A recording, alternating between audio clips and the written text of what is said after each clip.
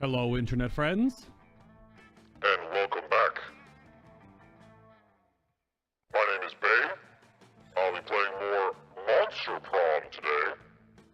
I did work out a few more of the special voices we can do to make it somewhat more interactive. It's still just me talking into the microphone, making stupid voices, but then I can make them even stupider. We're playing Monster Prom today. This is the last unlocked bonus stream from our Thankmas 2022 charity drive. We raised over $1,000. The information right above my head. And the link is, of course, still live. Today is the last day, actually. So if any cheeky donations want to fly in, the milestones are still active. So these are the last of the bonus streams. I will be dyeing my hair purple probably around my birthday, sometime in March. Because I need to let it grow out a little longer so that it actually has something a little more substantial, because it's pretty short overall. So I'm going to dye it. I'm not going to have it super short, even though once I get it dyed, then I'm going to get it trimmed up. So I don't know what's going to happen. But that's the last other unlock to do, because we've done plenty of the... I put them way out of reach. All the terrible jelly beans are way over there in my, like, stuff on my PC closet little shelf thing. Those are gone. Absolutely gone. But what I also have, I got these two cool foam dice that I'm probably going to integrate into the stream somehow. So if you make a terrible joke, we may have to roll the dice with some D&D style modifier. And if you fail this roll, then I will roll for you. So, you know, good luck. There'll be punishments. I don't know what yet, but there will be. Dark Souls 3 starts... That's the wrong button. Dark Souls 3 starts on Monday. After stream today, I will be posting the build choices for channel members. So if you are a channel member, which means you join the membership program here on my YouTube channel at any of the tiers, then you'll be able to vote on the build. That'll be later tonight. You'll have the weekend plus to vote on it. We're going to start off with just a full game today. So this will be quite a bit longer. So many more ridiculous things will happen. But we'll see how this goes. What's up, Destora? Howdy, howdy. We will see how a full run goes. We didn't do one of these yesterday. We just did 3 of the short game runs, because it was just getting used to what the game's like. Now it's a little bit more of like a weird roguelike, kind of. So we'll work on that today. Do a full game. Let's get right to the... I thought you could skip. Oh, you can't skip to here. No. We have to go with the crazy fire demon. Her name is just Red or Amira. You know, it could just stay Red. That's fine. That makes sense. Let's start a fire. Oh, geez, Rick. All right. Let's get to that ridiculous quiz. Get our opening stats. There's the shark wearing sunglasses. So this is the question. If you had to have sex with an animal, which animal would it be? Oh, different answers, though. Of course. Where's Nico to weigh in on this ridiculous question? So a swan, they're classy. Plus, it reminds me of that myth of Leda and the Swan. Who the heck is the Leda and the Swan? Is this some weird folktale? I gotta look it up now. Is this like an actual story, or is this just something? Ah, it is from Greek mythology. Oh. This is one of those weird stories that Zeus transformed himself into something. Yay. So it reminds you of that Greek mythology myth of Leda and the Swan. So at least by bestiality standards, it has a certain chic appeal. Gross. A great white shark? If I had to fuck an animal, let's at least make it a story worth telling. Yeah, only if he's wearing sunglasses, though. A human being, because I'm the kind of douchebag who loves to find loopholes in stupid questions like this one. I mean, that's true. That feels on brand for this fire demon character. We're playing as Red right now. Sure. So that's smart. You're elected president for a day. What's the first law you pass? That's just a bum on a $1 bill. You can deduct taxes by writing sonnets instead. Amount of taxes deducted are calculated based on the beauty of the sonnet. That's lame. Super lame. Trivia fact, presidents don't pass laws. So this is a trick question, or are you just being an idiot? Also true. This would probably be so smart again. $1 bills will now include a picture of me and the inscription, "Beware, too much awesome. My presidency might last a day, but my fame will last forever."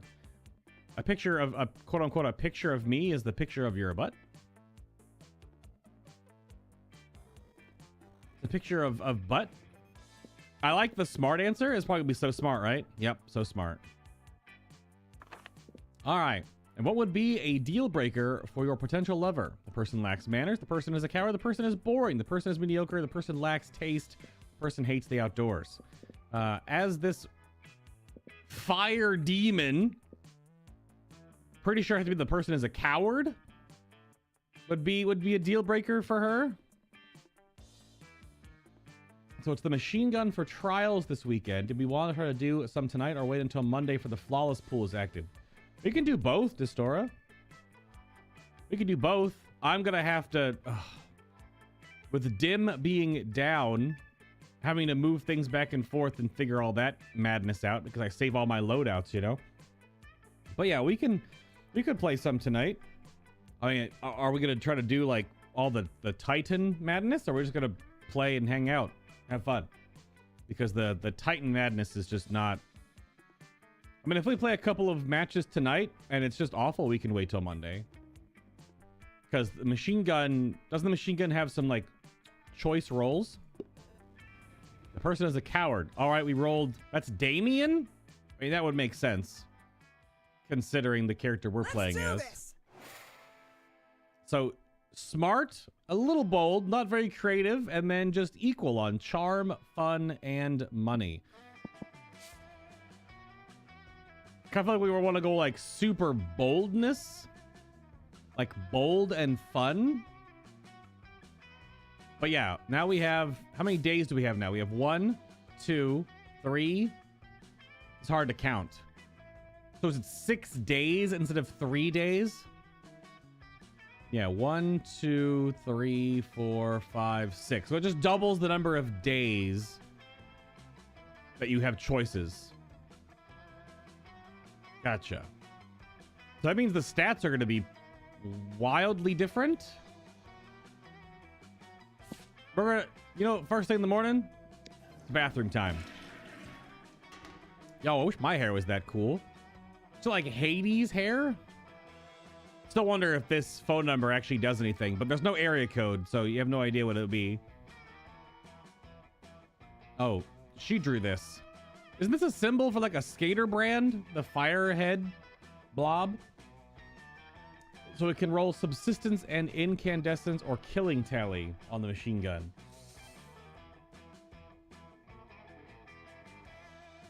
The subsistence killing tally is probably the better roll. Like incandescence is fun, but incandescent has very limited uses. And I have it on like 3 or 4 primaries already. It's also freelance weekend, so I might F around and try to find out. That's also true. I'd rather just do it, you know, run matches with you and Fresh Kid instead of doing it solo, but yeah. We can give it a look. I think you skip class and just hang out in the bathrooms because you respect no authority. I guess some people just want to watch the world burn.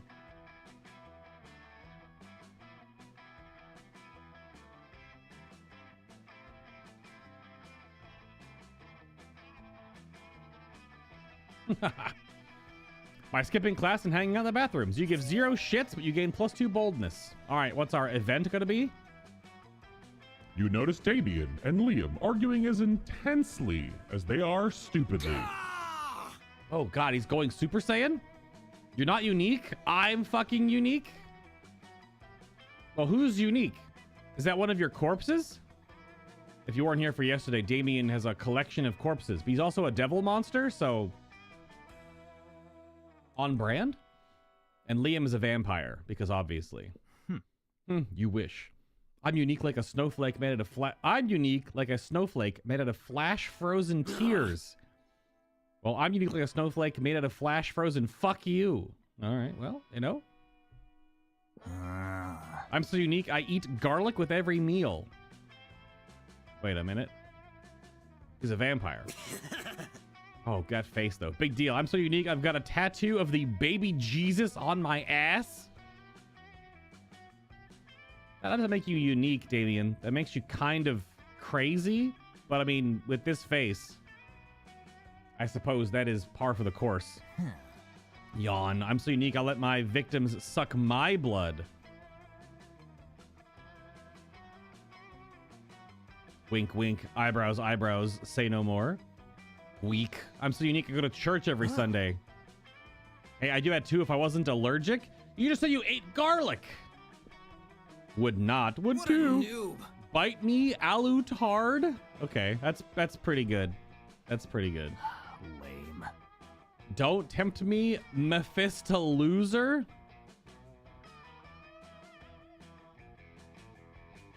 Mm-hmm. Yep. This could go on forever, and if it does, you'll never get to smooch either of them. It's up to you to put an end to this debate, once and for all. You suggest they decide the issue by... Number of Momentgram followers. Well, that's Liam. Or tomb robbery contest. That's Damien. I kind of think eating garlic as a vampire is... It's pretty brutal. I can't make my voice as low as Nathan Explosion, though. Yeah, let's go with the Momentgram followers. Cool. So charming. I only have 5. A brilliant idea. I'm surprised I didn't think of it sooner. Damien, how many Momentgram followers do you have? By Momentgram followers, do you mean number of people I've punched? That is not the question. This man is really dumb. I do not. Fuck. As Liam proceeds to embarrass Damien with his Momentgram stats, the skinny vampire shoots you a silent look of thanks. Congratulations on finally figuring out a legitimate use of Momentgram. You gain 2 creativity and 1 charm. Yeah, look at all these days we gotta go. This is a long roguelike run. Let's do this. I would say that if we do Destiny stuff, we should do raid first.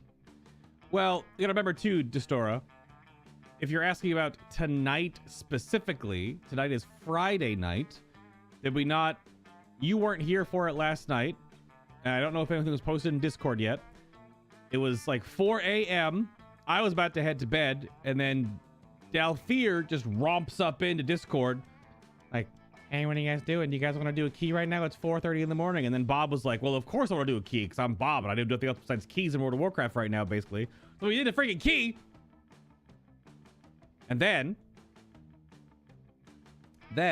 Dalfear asked if we could do normal Vault of the Incarnates tonight, because we would have 7 people for Final Fantasy raid, so we wouldn't have an 8th to do that, which we could also pug technically.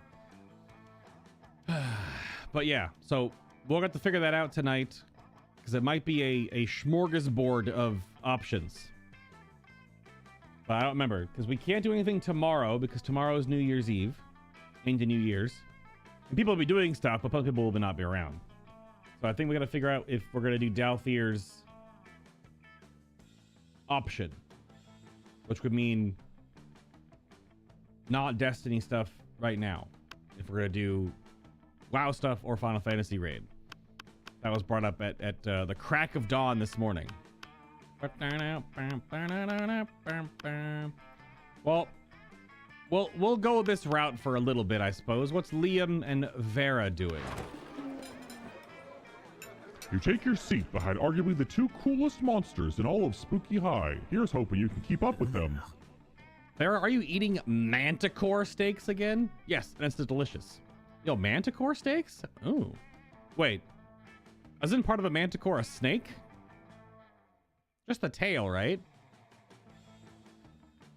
Is that a... Okay, whatever. She's a gorgon. Let's show the amount of cruelty involved in the mainstream meat production industry. Yes, and it's delicious. Oh, she said the same thing. Okay, yeah. It's a very Nathan Explosion answer of you, actually. Besides, Liam, you're a vampire. Don't you only consume things that are dead? Well, yes, I suppose, but it's always ethically sourced, organic, free-ranged, and human. Sorry, Liam, I'm gonna get you with an X on that one. The human population is out of control, and eating them is the most environmentally responsible thing to do.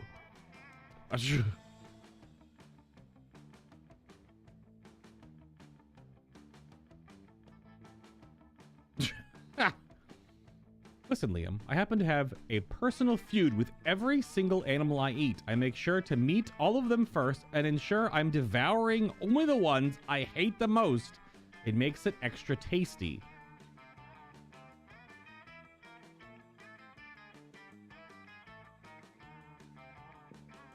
Well then, surely you can inflict such pain without going through the cruel meat industry and supporting factory farming. Oh, Liam, come on!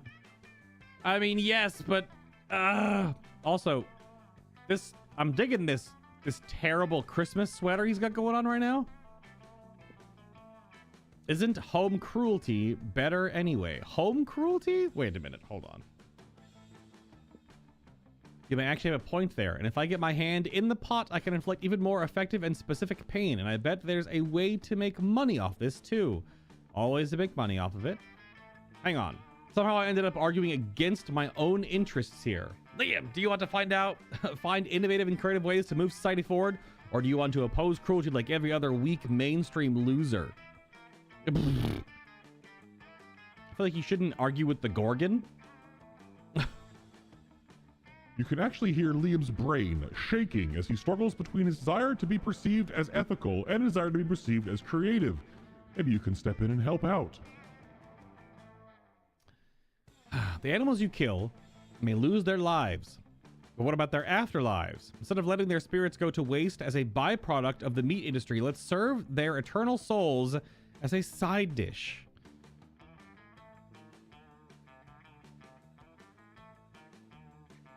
Or Liam, animals are already suffering from ignorance. If Vera wanted to increase their pain, the best way we can do it is teach them the concept of death so they can really fear their fate. Let's educate cattle on metaphysics. These are both so awful. What the actual hell?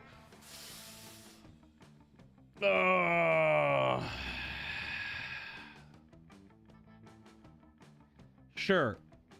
Let's try to teach animals cognizance. I mean, nothing's gonna happen. This is literally just cafeteria lunchroom talk. Well, I can't condone animal cruelty, but I wholeheartedly support animal education. So stupid. I do like animals, but their illiteracy is my fourth least favorite thing about them. And between their poor taste in fashion and simplistic views on German cinema. Oh, son of a bitch. Not the worst idea you've ever had.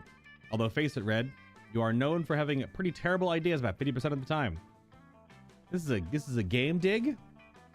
This is quite literally just how the game works. It's a 50-50 split between just choices. That's just how the game is structured. I don't really see building an empire out of private schools for cattle, but with my business acumen, I guess it's possible.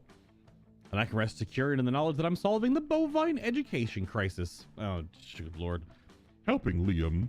Help cows is like helping you. Help Liam. Choose you to go to the prom with.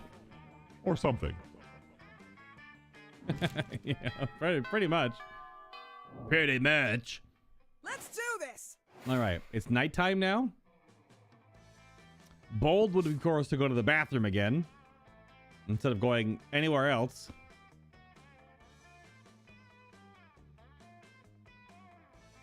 Let's see. We could just go for fun. We could go to a rave. Let's go. Let's go. Yo, let's go. Does she have a tail made of fire, or is that fire from her hand? It looks like fire from her hand. It's like a tassel that she makes with fire. It's pretty awesome. But yeah, you start a half-hour rave that goes full crazy. You have no idea how it escalates so much, but one of the points here is like 300 people. Someone's demon from a nightmare dimension. The consequences might distort the fabric of reality itself, but who cares? It's a rad party. You gain +2 fun. Yep, that happened. No special event. It's a normal one. You notice Liam and Damien talking to each other. Maybe you're a little jealous, so you decide to join them. Ugh, I know, right? The entire concept of slaying is barbaric, radically motivated, and deeply rooted in an abhorrent colonial mindset. Slaying? Like, yo, slay queen, or queen slay, king slay, that kind of crap? This is a modernized game, so something like that. Of course, the demon and the vampire talking about slaying. Nice jean jacket, my dude. Also, suspenders to a rave. That's a bold choice.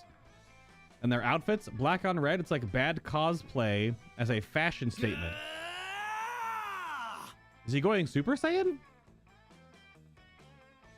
I think he's going Super Saiyan. I'm just pissed that they get such a cool name. You know, if I murder a dude, I'm just a killer. But if one of them murders one of us, they're a slayer. So it's the concept of slaying monsters and demons. I see. So it's the role reversal. I see what we're doing here. Slayer is a metal band. The Killer is just a post-pop baby shit.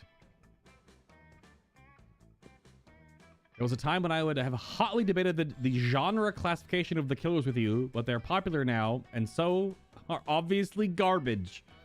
This is the guy, the vampire that likes German cinema. Remember this. So he probably only drinks micro brews, locally sourced IPAs, cheeses that he makes himself. His bread is all homemade. You know, some of that is totally fine, but it just gets to a hoity-toityness. Also, I just noticed that his sleeves are rolled up and buttoned. Well, maybe. Kind of crazy. And the same goes for Slayers. Someone really ought to put an end to this archaic practice. You mean by murdering all the Slayers? That's an isekai right there. Try that, Damien. We've been trying that for literally centuries. Now what we need is a new initiative, something fresh, something modern, something like... Liam seems to be drawing a blank, but you're not. Your idea is simple, yet effective.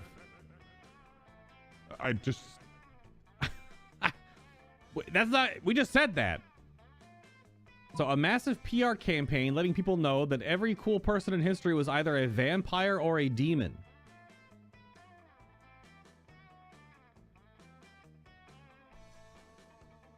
So, mass genocide of any Slayer heroes or propaganda.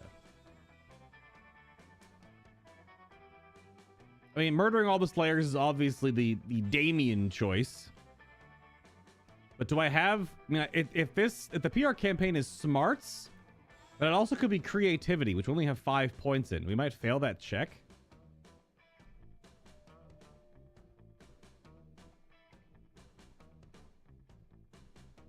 We gotta try it, right? PR campaign? Lame. Yeah, not so creative. Crap.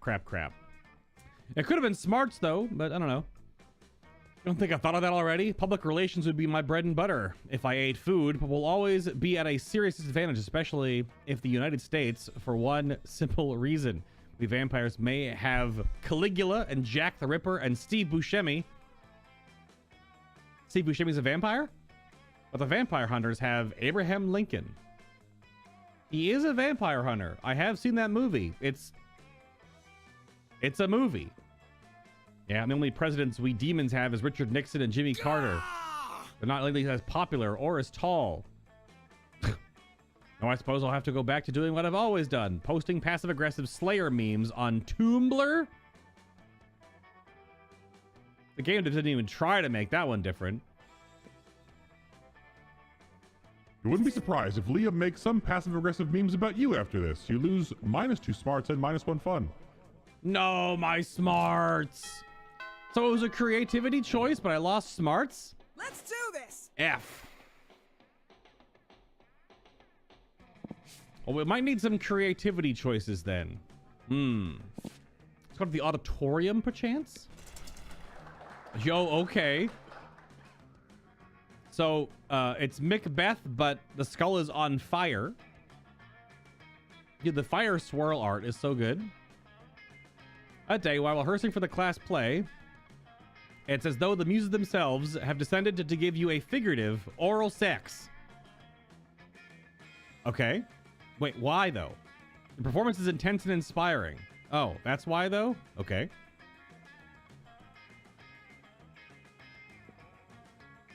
It'll be remembered for generations, which is pretty rad for high school play standards. All right. You gain +2 creativity. There we go. Maybe we could pass that check we just failed.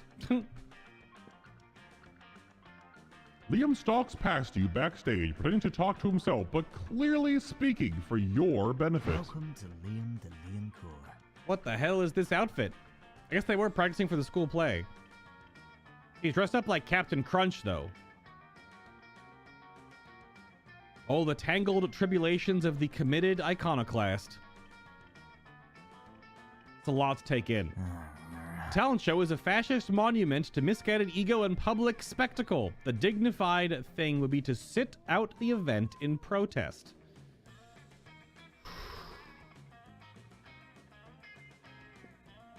That's what everyone expects me to do. Therefore, I must participate. Ah, the old Uno reverse.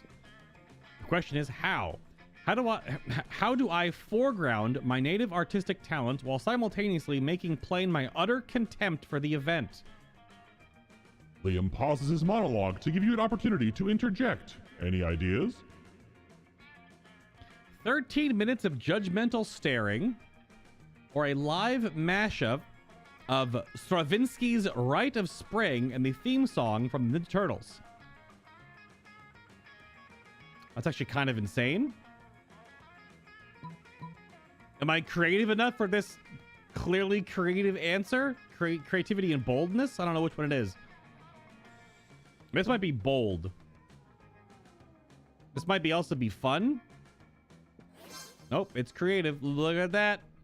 What a terrible idea. I love it. I mean, it's okay. Love is a plebeian emotion. Oh my god. Just like hate and fear and liking things. I only feel German emotions. Schadenfreude. Weltschmerz. Lebensschmaud. But you only feel the emotion Schadenfreude. It just hit me. I was like, that doesn't make... I guess. Anyway, I have to go download the Ninja Turtles theme song now. Obviously, I already have Stravinsky. Sure. And thanks, I guess. You guess it's about as good as you're gonna get from Liam. You gain +2 charm and +1 creativity. Sure. Whatever, my man. Let's do this. It's lunchtime. Oh man, is this the? It's like the hunter. We've got to go see who this character is. We haven't met them yet. Oh, they're a slayer. So they're a human? You find the Slayer sitting alone at a table. Is she even a student or what? This is impossible. What? You're choosing to sit with me? Okay. She's like Assassin's Creed-esque get-up, kind of. Does she have 2 crossbows on her hips, like Vayne or a demon hunter from Diablo? For some reason, no one ever intentionally sits next to me. I usually have to ambush them and threaten to kill them. Well, I mean, that's fair. I wonder why. It's a mystery. Anyway, I'm really happy now. I mean, I'm flattered that, actually, wouldn't give a shit about you under normal circumstances, but today I'm on a quest. Yeah, that's right. I'm not emotionally vulnerable. I'm just on a quest to slay a werewolf of Wall Street. The Werewolf of Wall Street. That's a movie? How are you going to slay the entire film? How many copies of that DVD or Blu-ray are in print? I need a monster sidekick. You're going to help me, obviously. I just need to know what your class is. Are you a fighter, a mage, a cleric? Out with it. Oh, you're something much better. You're, A party smith or a gun haver? I don't know if the girl with the fiery red demon hair, like Hades' daughter, would be a party smith. How about a gun haver? Is that boldness? I guess nothing happened. A gun haver? Is that even a class? Practically everyone has guns. You reveal just how many guns you actually have. Holy shit. How can you even carry that many guns? And why are you allowed to have them at school? Because I'm a demon from hell? I don't know. That doesn't make any sense. You have your rad biceps to thank for the former, and Monstropolis's strong Second Amendment protections for the latter. Okay, well, do you have silver bullets? Werewolves are only vulnerable to silver bullets. Man, there isn't a color of bullet that you don't have. Well, all right, let's go on an adventure then. You travel together to Wall Street, where you shoot the Wolf of Wall Street with your guns. All right then, thank you. And now I'm going to go ahead and run scribbing away from you, if that's all right. It totally is. God bless Monstropolis. You gain +4 boldness.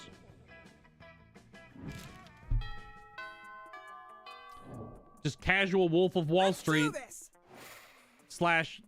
/ monster slaying. That's fine. Sure, why not? That might as well happen. I freaking don't know. Nighttime. Well, we can't make money in the library right now because the cat shop is available.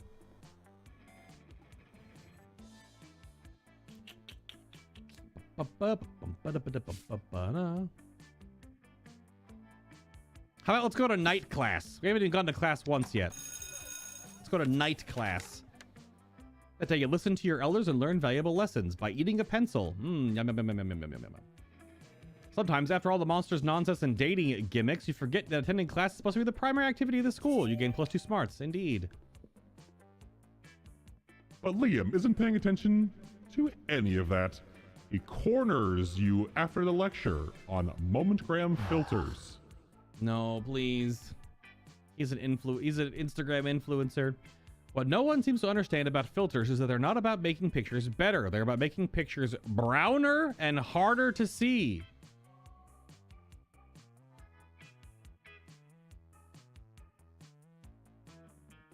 We're already at that point where I feel like my brain is oozing out of my ears inside my headphones. That's why I use my own proprietary filter for almost all my photos. Infinite Taupe! That's just kind of a badass name, though. It's also probably why I only have 6 Momentgram followers, but we must all make sacrifices for our art. Wait, you have 6? And Damien obviously just had 0. You're not a Momentgram influencer. You're a wannabe Momentgram influencer making filters that no one uses. Ah. It's all coming together. In any case, I have to go. There's a dead rat in the parking lot I simply must document. Excuse me? As soon as Liam's gone, Miranda peeks out of an air conditioning duct.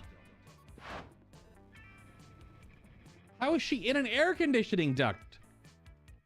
She's a mermaid fish princess. What? Goodness, the situation is even more dire than I thought.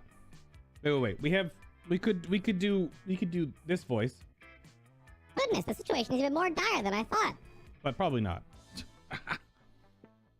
If Operation Make Liam Popular Again is to succeed, we must get started immediately. Why, though?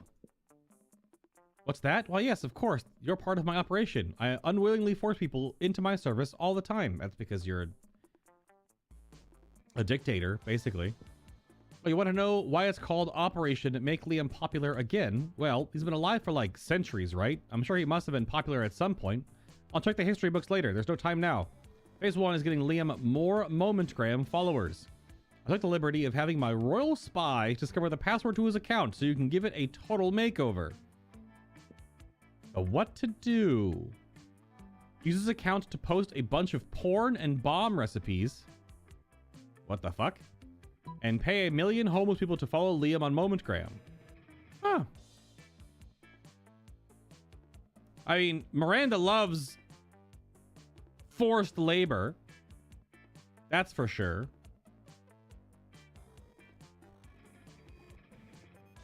Let's go with the forced labor of homeless people, even though technically you're paying them. So actually you're helping them? How much do you pay them? Also, oh, that's right. In this universe, homeless people have mobile phones. We learned that out yesterday because that, oh, of course, everything in this game makes complete sense. Sure. I'm not so wealthy. Need more money, stat. Ugh. Oh yeah, solving problems with money is my family's specialty. See? Unfortunately, Father canceled my royal credit cards after I had all those ponies shipped to our underwater castle and they drowned. We actually learned about the ponies yesterday. It's almost like all these narrative hooks have connections to all the different events. But I'm sure you have enough money to accomplish this feat. You totally don't. You decide to cut costs by hiring goats instead of people. But goats don't have thumbs or smartphones. So instead of having them follow Liam on Momentgram, you just have them follow him in real life. Ah, where'd all these damn goats come from? Get them away from me. Hey, it's just a free blood supply, man. They ate my cashmere phone cozy. This is madness. Does it match your terrible sweater? Exit Liam, pursued by goats. That was a terrible idea, and also goats are still pretty expensive. You lose 2 creativity and 1 money. Shit. Shit. Let's do this. All right. Well, money choices keep coming up. Although it's only going to give us like 2. You can only go up by 4 in a stat. Damn it. We can't go with those choices, I guess. I don't know what the break point is for stats. If you want to go above 10, is going even beyond that also a check? I don't know how D&D stats in this game work. If it's like, you know, if you go above 10, it's all modifier. I have no idea. Well, let's see. We just lost money. So do we chase that back down in case that comes up again? Or do we go for like getting charm above 10 maybe? Let's go to the gym. Although now we can't really buy anything. So maybe we do want to go. Whatever. Go to the gym.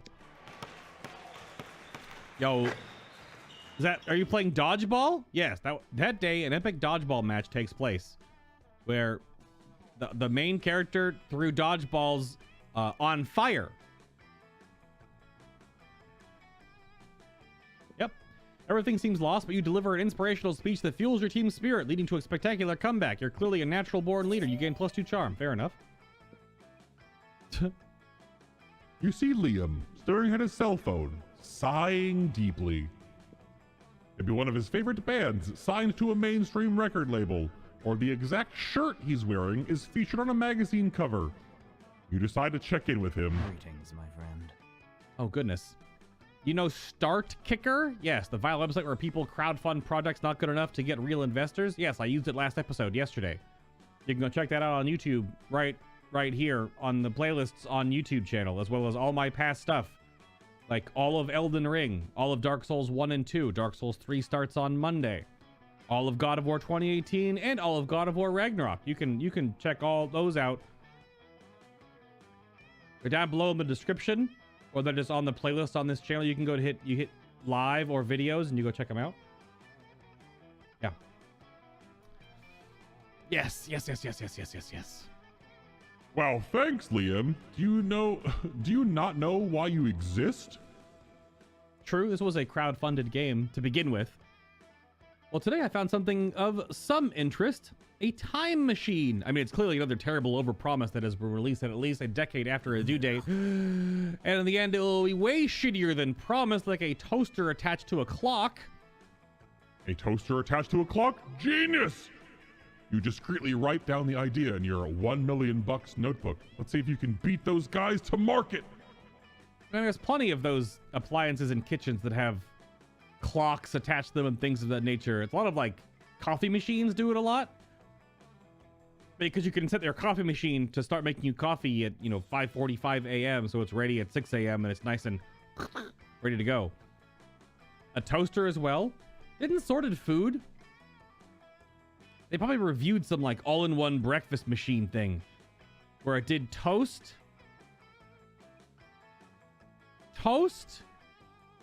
fried egg, and coffee all in one machine or something. I don't know. But I was sighing deeply because I couldn't help but think, supposing I were to acquire such a machine, I wonder where in time would I go?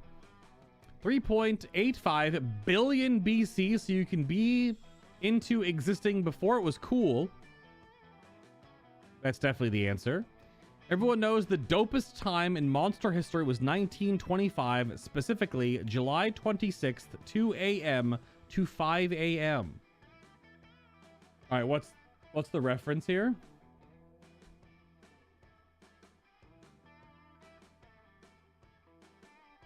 What's the reference here?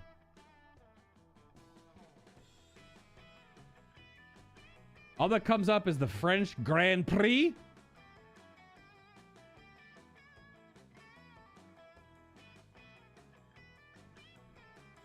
Yeah, the French Grand Prix. An Italian racing driver died in the Grand Prix, I suppose. No idea what the actual that's what comes up the most.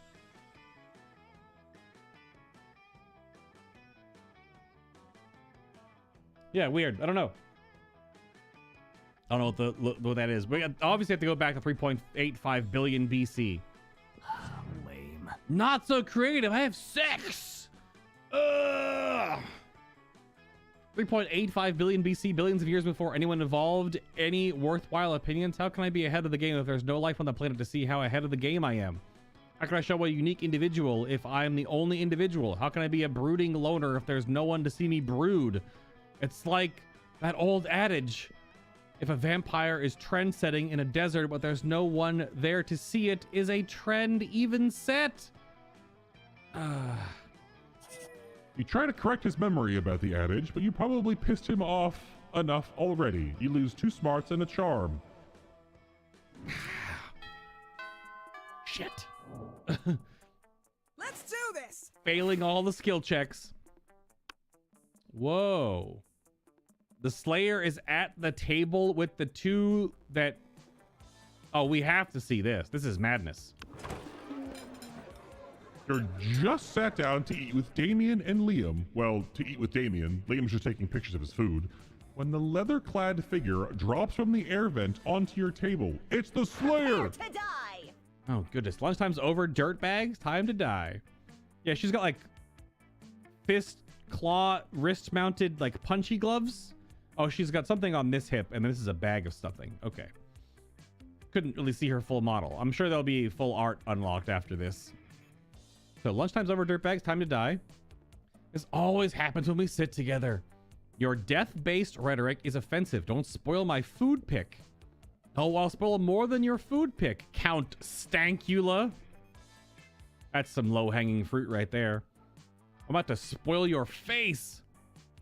Just his, though, right? Both your faces. Fuck. The Slayer is right between the 3 of you. You can't save Liam and Damien, but if you act fast, you might be able to save 1. Oh, really? Immobilize Damien with the Lord's Prayer while Liam escapes. You've waited for this moment your whole life. Flip the table for justice. I mean, flipping the table seems pretty great. Would that be bold? Immobilize the demon with the Lord's Prayer. Would this be charm? This sounds like a charm check. This is a anti-Damien playthrough.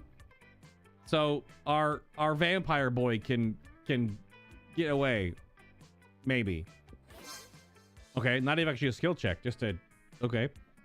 You launch into a hearty rendition of Our Father. You've done this loads of times. It's not like that prayer has any kind of magical effect on Damien. He just can't resist criticizing it.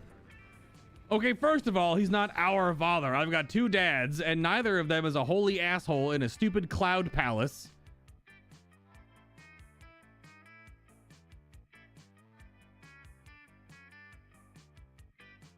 Wait a minute. And thy kingdom come? What's that supposed to mean? Are we like praying for the end of the world now? Oh, sure. Beg him for your daily bread. What are you, in prison or something? Your omnipotent dad can't spring for better food than bread. What if you got a gluten allergy and you still have to eat your daily bread? Ugh, this is ridiculous. While Damien continues to rave, Liam snaps a few more artful pics of his lunch and then carries it to another table. Are you done? Almost. I have a whole bit about the multiple papal revisions that really fucking vicious. Okay. Close enough. Eat holy water. You can't eat a liquid. It's Damien has a hard time forming any iconoclastic opinions with his flesh on fire. He flees the cafeteria, and you retreat to sit at Liam's table. Now that he's done taking pictures of his food, he even lets you have some. This has been a real bonding experience. Okay.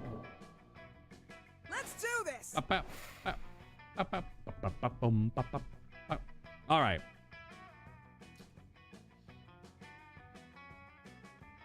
Class has the shop. I kind of want to get those smarts back, but also we might just need more fun. Fun, money. I don't know what. Even though this is mostly like a Liam route for the most part, because that's what the date pick kind of selected for us. So it's been creativity comes up a lot. So I guess we're going to the auditorium. Yep. That day first regular cosplay, you can't help but feel, but you're not as good as the role requires you to be. There doesn't seem to be any ordinary way of getting yourself there, but there might be an extraordinary way. You summon the devil, one of many, to make a deal to enhance your creativity just a bit. You gain +2 creativity. You also lose -3 years of life as the end of your deal, but who cares? They weren't happening in-game anyway. But are we like a weird Hades devil monster? I don't know what the origin of red is. But okay, we summon a devil like that. You know, that's easy to do. In the middle of everything, a portal opens up and swallows Vera, Polly, and Liam. You dive in to rescue them, and straight into... the season finale of The Interdimensional Bachelor. Oh no. Good lord. Help, I'm in danger of spraining my eyes from rolling them so hard. Oh my god, we're on a game show? That makes sense, Polly. That makes sense. Yes, indeed. Tonight, you three will answer a series of trivia questions. Whoever gets the most points becomes I'm gonna win. I don't even care what the prize is. Your what? Your wife? What a revolting premise. This is the guy's whole shtick, right? Is to find his waifu or husbando. So saying we're supposed to respond to a series of questions and scenarios, our answers to which will make us more or less likely to achieve a romantic outcome with you.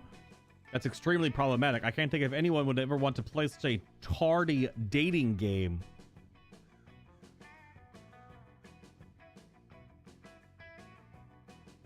This is for charity, okay, Liam? This is a charity unlock. We raised quite a bit of money out of thin air. You watch your damn mouth. Ridiculous. Just ridiculous. Everybody stop raising reasonable concerns so I can hear the first question. That's the spirit. Question number 1. Describe your ideal marriage proposal. Before Polly can answer, you buzz in yourself. Now's your chance to give an answer that will end the competition and send the prince packing. I'd present you with my grandmother's wedding ring still attached to my naked grandmother. I just cracked my neck. I just swiveled so hard. Jaw unhinges and bees pour out.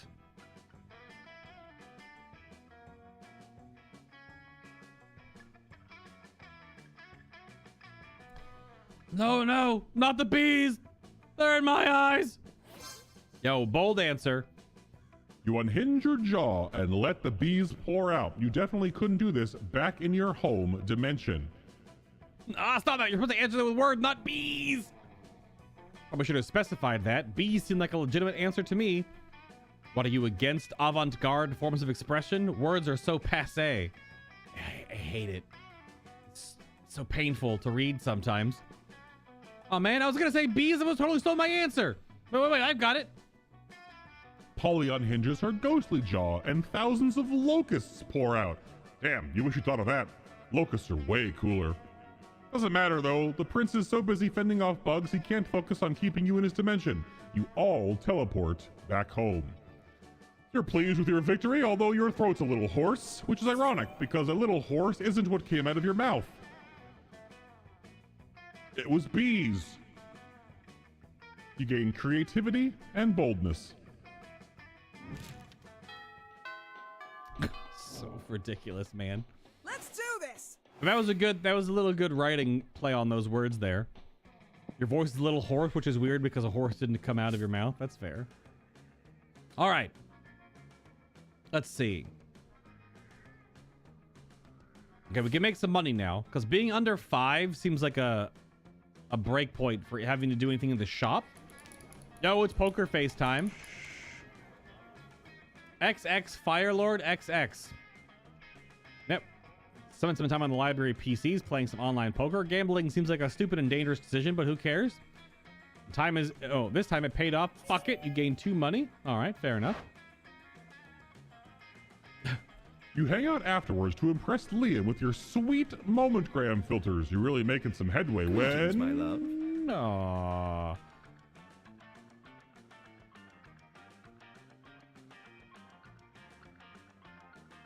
This guy is like the weirdest character in this game. Never fear, bored teen. I am here to rescue you from the drudgery of high school. Talking to me? You're talking to Liam. Liam's a few 100 years old, my guy. So I suppose your heart's in the right place, but I'm afraid there's no experienced novel enough to conquer my limitless ennui? What the hell word is that? Ennui. Ennui, actually. A feeling of listlessness and dissatisfaction arising from a lack of occupation or excitement. Ah, ennui. That's what it means. Oh, okay. Yep. There's no experience novel. Like an experience book in a video game? Not even marrying an interdimensional prince? Interdimensional prince. No, not even that. What about marrying an interdimensional prince ironically? My God, it's so disruptive. It may be the most disruptive thing ever.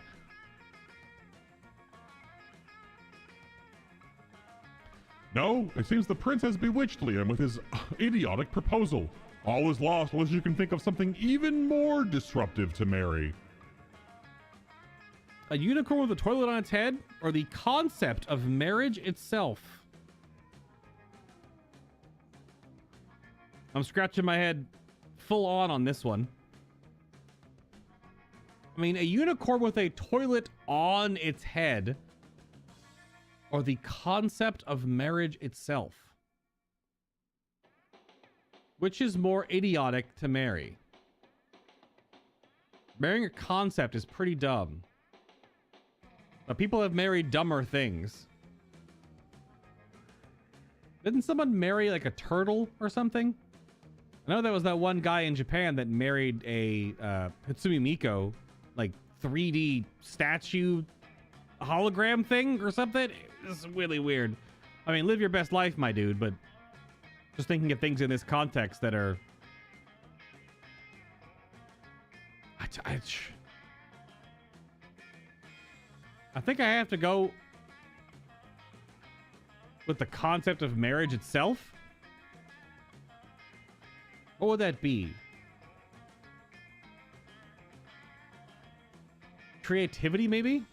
So mainstream. It was smarts.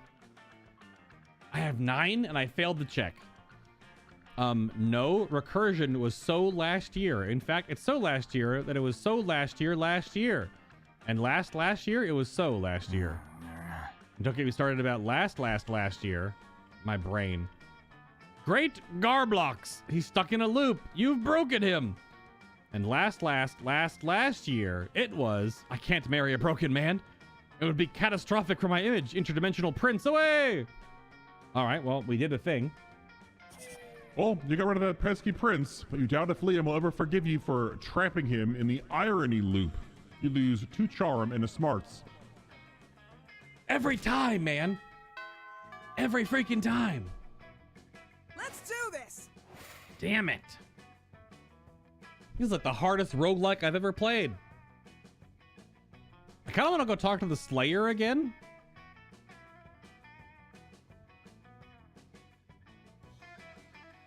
Even though I don't think it does anything. Although this table right here with Coach seems like absolute chaos. Liam and Vera are going to be arguing about making money somewhere. Here's the shop. We have 6. Polly and Miranda. Yeah, let's shop it up. Because we're halfway through. Hey, stranger. All right, let's shop it up. Whoa, event. A blanket with 2 holes. Literally just a white blanket with 2 eye holes in it. You'd have to be an idiot to mistake this for a ghost costume, but most of our classmates are idiots. Ah, an erotic fanfic about dragons. Dragon Heat, a classic. It's so cheesy and stupid that you just can't stop reading it. I never thought I would say this, but now I'm super into dragon abs. Or a corpse. Yeah, I'm saying a corpse. It's like some kind of fashion accessory. It is not as if I'm trying to dispose of it. I kind of think the erotic fanfic about dragons is really funny. Because it's also so ridiculous. Let's buy it. We just unlocked this last time, too. Thank you. Thank you. All right, what's that going to do for us? Probably nothing. What's up, John? Let's do this. When you got sick and had that cold, were you able to eat? I've been sick 3 days. Anytime I eat, I barf. That sounds like you have the flu, John, or some form of it. Do you have a fever?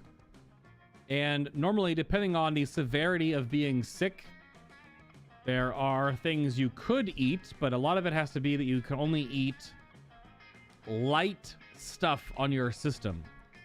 There is a saying that I've picked up from being as part of a doctor family. Mom's a nurse, dad's was an orthopedic surgeon, where you have the BRAT diet, B-R-A-T. So it's bread, which is weird. Actually, is it bread? Let me see. Let me double check. Oh, sorry. It's bananas. I got that one wrong. Bananas, rice, applesauce, and toast. So it's usually used when kids get sick and can't tolerate anything.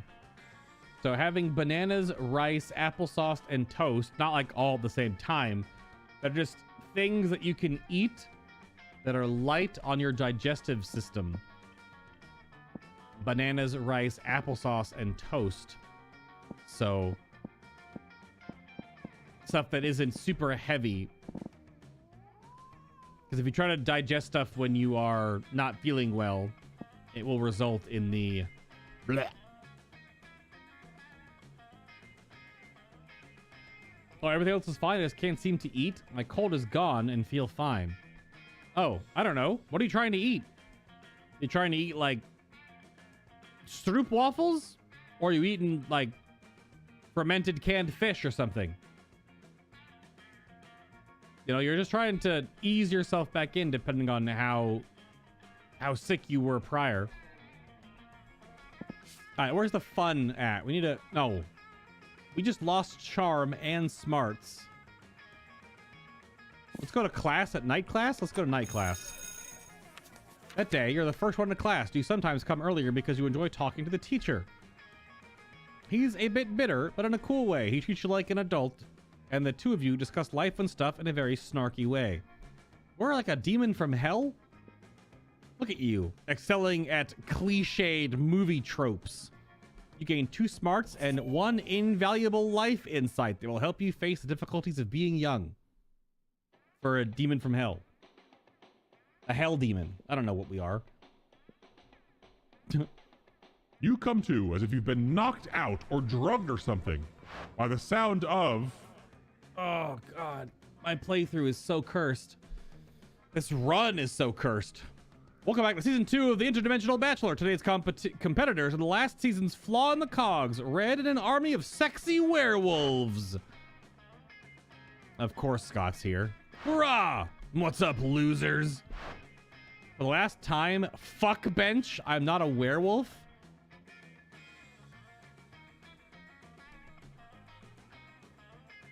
Is that an insult that works?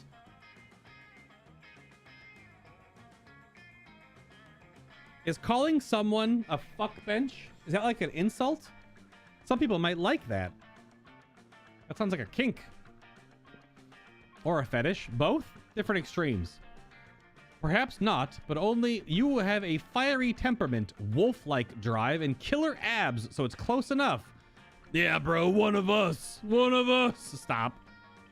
I thought you were going to do a sports game? Sports game! Sports game! Oh, God.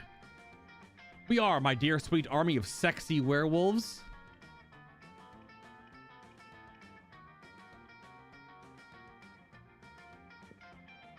And red. That's toxic. We are, in fact. It's time for our first round. Are you ready? For our first test of speed, strength, and skill in Interdimensional Bachelor Season 2, it's time to see which of you incredible lichens can sign your name on this legally binding document that is in no way a marriage contract the fastest. You can see the werewolves' tails wagging in anticipation, ready to prove themselves the fastest, bestest athletes. And Damien is cracking his knuckles, not about to be outdone. If you don't step in, at least one or two of these people are going to end up married to the prince out of sheer hyper-competitiveness. Thinking quickly, you... Sign the name of Tiralot the Terrible, thus summoning him, or eat the contract. Well, we've already summoned our character we're playing as, already summoned demons once this run. So obviously we want to summon other things. That's on brand, right? So we're not gonna eat the contract, but we can definitely summon Tirliot the Terrible. Not so smart. I have 10. Oh no. The checks go way higher. Never did you think you'd be able to outrun a werewolf, much less 5, plus 1 devil. But in circumstances such as these, with so much at stake, something simply kicks in. What the hell, man? I'm gonna be shown up by someone I wanted to be a pro athlete, not red. Yeah, bro.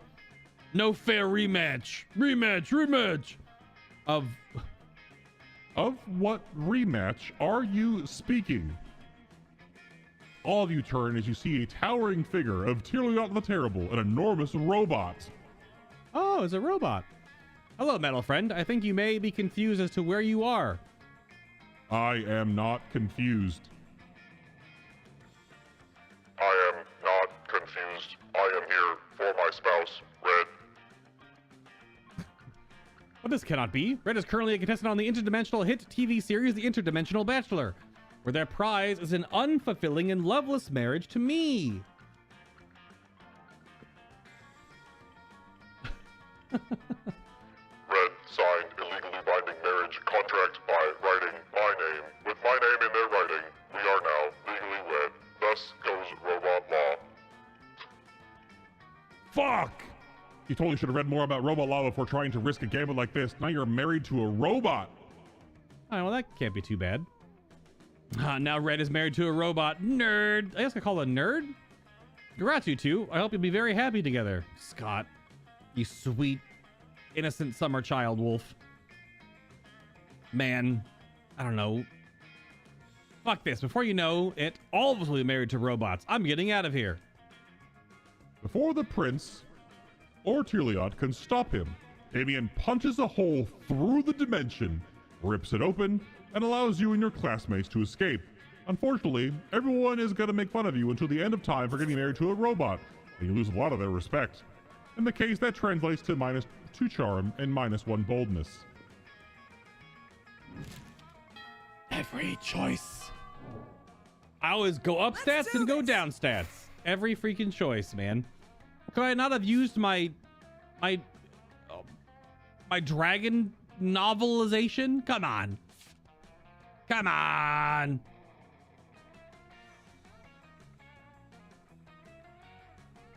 Well, I don't even know what to go after stat-wise at this point, because you definitely have to go well beyond 10 for some checks, clearly. But the stats are so small in this game. Maybe because it's double the length, you have to go to like 20? I don't know. Crap. You know what? We're going to go to a morning rave. No, morning bathroom, then night rave. The day you visit the bathrooms, take a number 2. Don't worry, there won't be an illustration of that specific moment. thing is, you make one of the boldest decisions in your life. You don't put paper on the toilet seat before using it. That's not that bold. What's bold is not covering and putting the lid down as you flush. Because that's an experience. Look at you, you crazy bastard. You gain +2 boldness and probably +1. Oh, staphylococcus with a slight chance of +1 STD.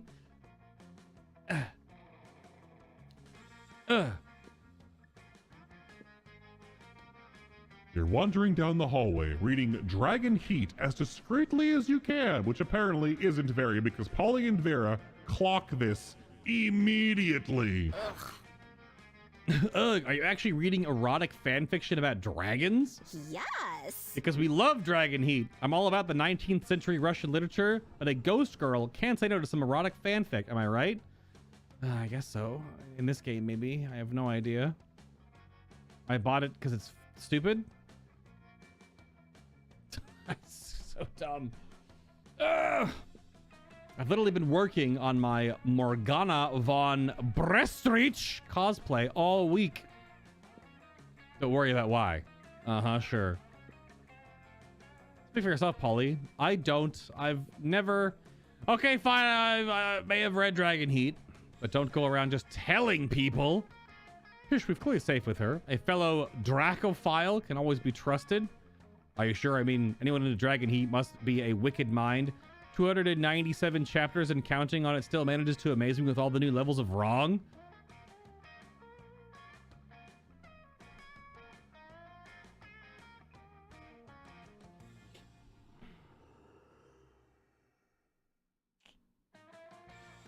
Just wait for the music to come back. Yeah, right? I fucking love it. Yeah, I must admit, I'm a bit vanilla when it comes to fave chapters. Mine is the one where Harold McDonghard, a pretty solid name actually, Horus the Hydra, and the deranged Draco Delacteur, yeah, Delacteur, or something like that. Yeah, Delacour, yeah, have to rest at an inn after the Choking Bay adventure. Excuse me? Only discover they have just one available bed. There's only one bed, the classic fanfic treat that never fails. Ugh. Oh yes, that one is good. I personally prefer the one where Venesseria, I guess? Sure, unmasks her masked savior after a passionate kiss, only discover it's herself! And they totally bang. Wait, what? Oh, yeah, that's just, self-love and all that, right? I'm not a fan of time travel, but sign me up for good self-cest.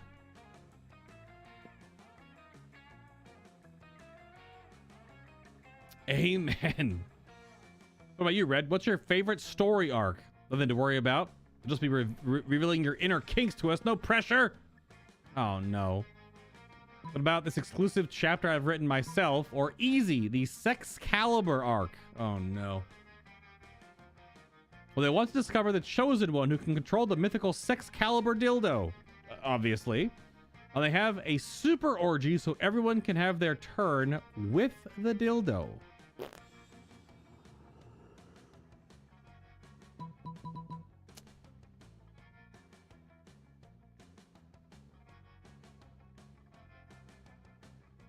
This game's kind of fucking weird.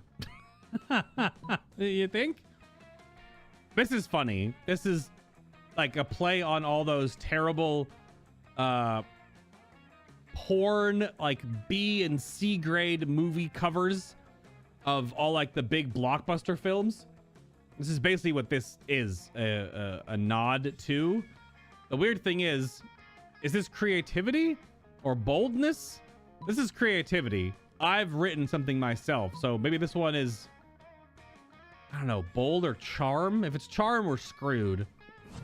It's fun! I guess that's also true. Every time. Damn. The stats game is rough. Oh, the Sexcalibur arc. I mean, it's a good one, don't get me wrong, but it's kind of controversial to think. The Great King Fellatio III, I didn't even try on that one, organized the Sexcalibur trial where everyone tried the mythical Sexcalibur dildo, and it was all in good fun, but it turned out the legend was a lie and invented by the king just to wanted to have an orgy with everyone. So even if everyone enjoyed it a lot, it spawned very long and necessary conversation on consent. Yes, yep. So weird. This is because I bought this stupid fucking book. I'm with Vera here. Also, they never depicted any proper orgy preparation. Excuse me? And being the literature buff that I am, I can understand the writer didn't want to spend time and the reader should assume it happened, but it's still kind of problematic too. Nothing as good as a good old orgy. Not so good if it lacks the correct preparation for health and hygiene. Then I read, I'm not sure what to think of this. Sexcalibur arc is your favorite in Dragon Heat. It's a 50-50 shot, man. It's just a stat gamble on, I don't know what stats.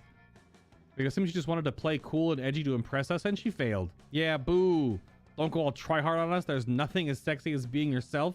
Shit! I've been bamboozled by the game's roguelikeness, but yet simple demeanor of just pick the easy choice. Agree. Damn it. And so they leave. Well, you failed that one. Kind of difficult not to try too hard when romancing them. Since this is technically a dating sim, still you lose charm and boldness. My charm is so shit. We're a fiery demon from some hellscape. Let's do this. Yeah, we're her. The Coven, Polly and Miranda. The shop is here. We have no money. We're not sitting with the interdimensional prince. Because we're talking to Damien and Liam. This is such a roller coaster of absolute ridiculousness, which is the whole point. But man, it does kind of make my brain bleed out of my ears a little bit. You find Damien brandishing his usual silverware. Brandishing, technically. A hammer and chisel, while Liam looks on in horror. You can't eat that. Watch me. First of all, it's made of one seamless piece of obsidian, so it's low calorie. You're eating rocks? And second of all, it's a lich's phylactery. Oh. Kel'Thuzad's?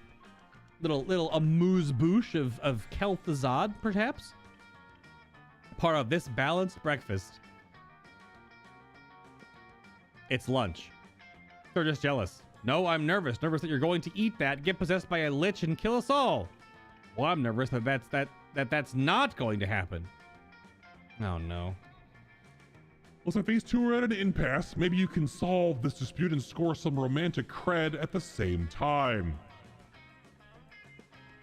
Yeah, I bought this book to see if it procced an event with Liam, because he's all about weird literature and passé nonsense. Damien, don't eat it. You won't have room for all these baby seals I brought you. Where am I carrying them? Where am I? What? Liam's right, Damien. You should make him eat it.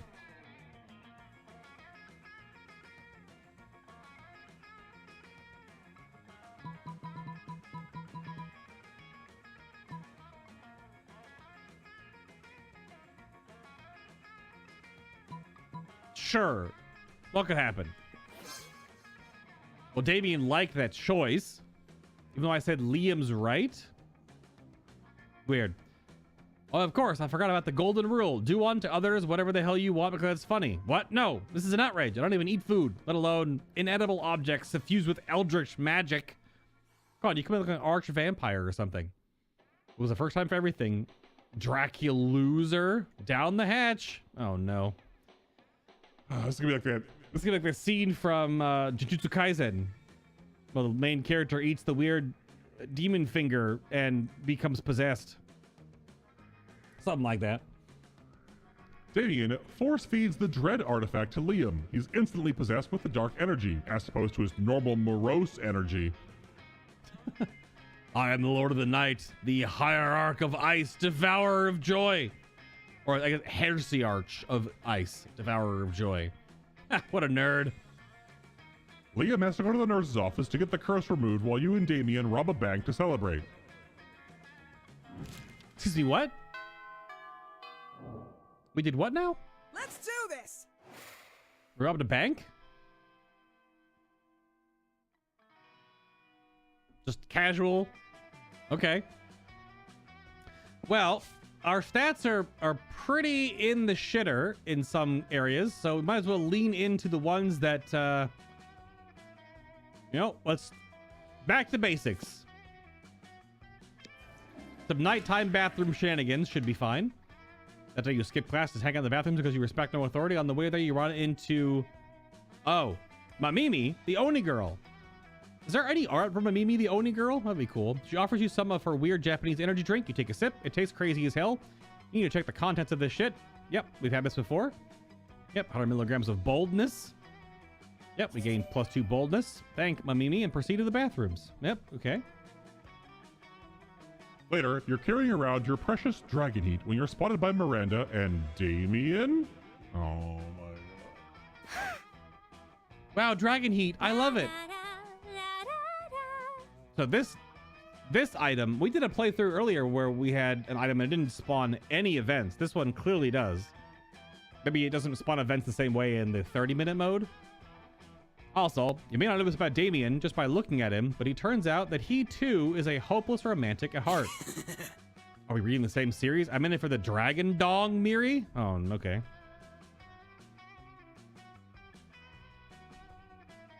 Right to the point with Damien. Nothing so bad yet as a good billionaire dinosaur made me gay. Damien, are you being utterly foul? Oh, you are being utterly foul.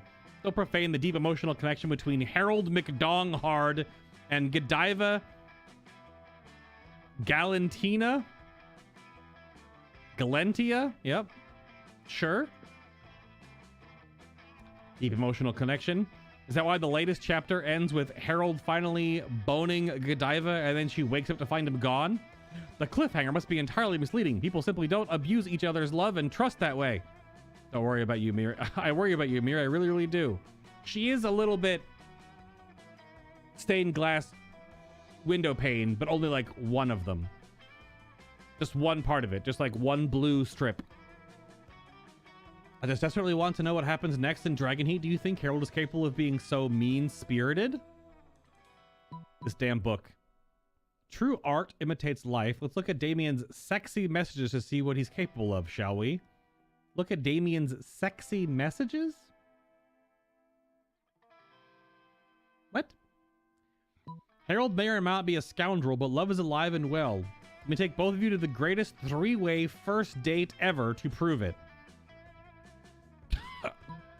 That sounds like boldness to me, but it also could be fun or charm.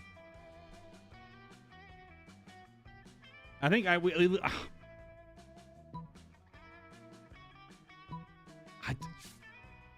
don't know what the choice is. If it's fun or charm, we lose another stat check.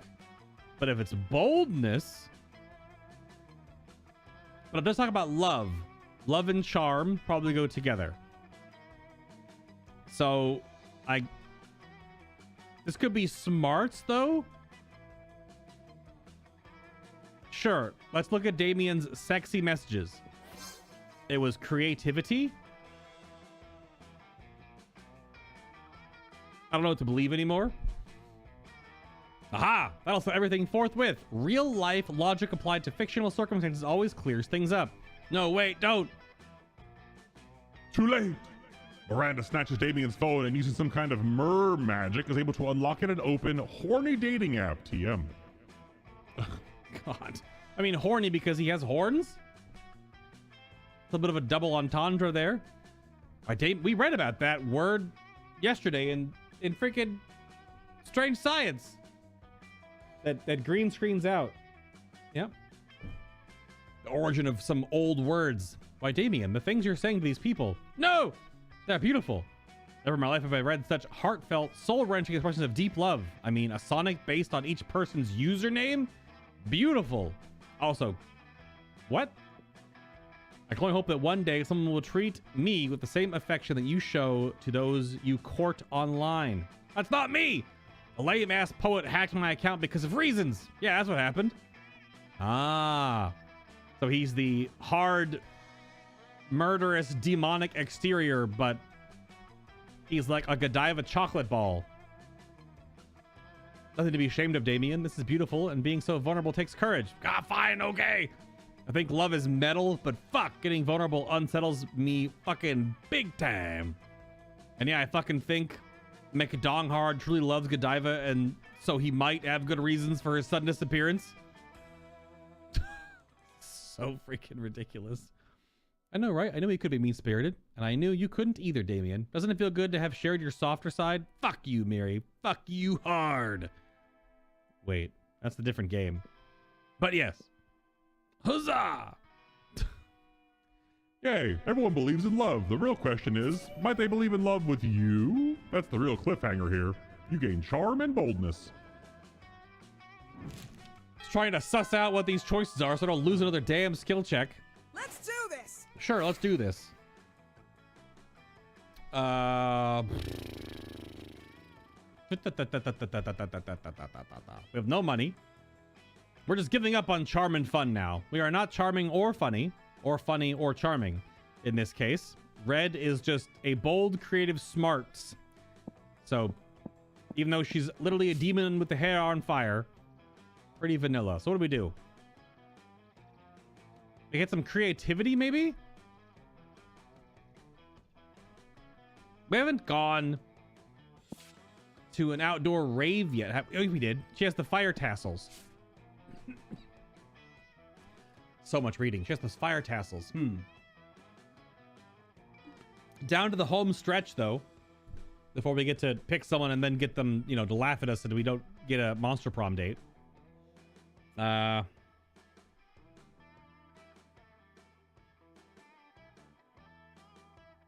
Just go to class. Let's be lame. Let's go to class. You are astonished by the new stuff you learn in class. You thought high school was all about doing stupid shit with your friends and trying to find true love. Who would have thought that class could actually be useful? What a nice surprise. You gain one valuable lesson. Good luck trying to use that in this game. Owned. And 2 smarts. Just absolutely just completely owned by this game. Just bodies the player character. At the end of class, the teacher passes back your quizzes from last week. Liam looks at his and sighs. Just another fascist assessment in a long line of fascistic assessments. This boy needs a hug and a new sweater. Don't get me wrong, my performance on these little charades is exceptional. I am devastatingly intelligent, but he does have a man bun, though. I find the entire enterprise distasteful. Must we be weighed and measured like so much raw steak? Well, call back from yesterday, depending on if you... raw steak, though. Elroy the swamp monster snorts derisively. All right, butt sucker. If you're so smart, how are they supposed to address us without tests, assess us even? Ha, I'm smart too. I'm a swamp monster. I'm a collection of goo. Well, I mean, given time, I'm sure I can come up with, obviously... This is not going well for Liam. You jump in and save the day. With a rap battle? It's the only fair way. That sounds like fun. A brutal fight to the death, or are you too chicken? That seems like boldness? Sure, Liam, just fight the swamp monster to the death. Why? What could go wrong? It is boldness. All right. All right. You passed the skill check. Yes, that's what I was going to say. No knowledge can be said to be useful knowledge unless it is useful in a fight to the death. Is the purpose of the school not to prepare us all for the real world, and is not the real world full of slayers? The school literally has one. Damien had his face melted off with holy water just moments ago. Yes, ending each class with a brutal battle royale may seem barbaric, but is it any more barbaric than what we have now? And don't say yes because the question was rhetorical, and the correct rhetorical answer was no. You're pretty sure Liam doesn't believe what he's saying, but he's making it sound pretty good. You gain 2 smarts and a boldness. All right. 2 more skill checks to fail. Let's go. This has been quite the run. So we got the Coven, the Lads, shop with nothing we can buy.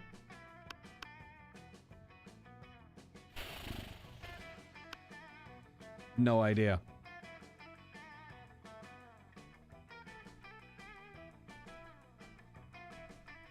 I choose Chaos. You're enjoying your meal in peace when you hear the unmistakable sound of 3 throats clearing. Ahem. Ahem. Ahem. Yes, hello. As you know, it is customary for a benevolent witch coven to have as an ally a malevolent creature of some sort. And since Liam has apparently decided he's too cool for us now, I mean, because of your incredible resume and good looks, We're here to save the day. we decided to accept you on a trial basis as our supernatural companion for 1 adventure. Adventure not to exceed 3 episodes or eclipse the main plot arc. As a consideration for your willing participation, we'll even allow your choice of adventures. 3 episodes? You could knock out one of these adventures by the end of lunch. And it actually sounds fun. The Coven gives you 2 options.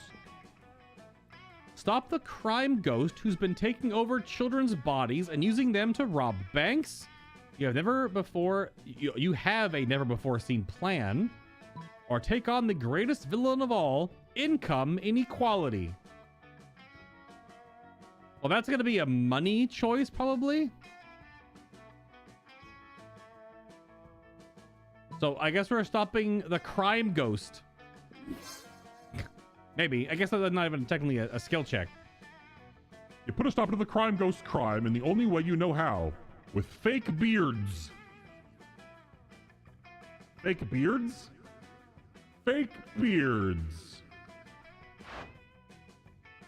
It's working! Now that all the children have fake beards, the crime ghost can't tell their children. He's got no one to possess. Yep, that was totally your plan. You definitely didn't just start slapping beards on kids and hope for the best. Excellent. The day is saved once again, thanks to the Coven and our faithful sidekick, Red. What's that? You wanted to know about payment? We're sorry, but the contract clearly states that this is an unpaid internship. There was a contract? The contract does not say that. Oh well, at least you gain +4 creativity for your lateral thinking. Yo, big skill bumps. Can happen at lunchtime, I guess, for the side missions? Okay. Learning more about the roguelike systems of the game. We are all smarts, boldness, and creativity. Even before our last choices like charm, money, or fun. Just totally drops us off a cliff with a stat check. So let's see.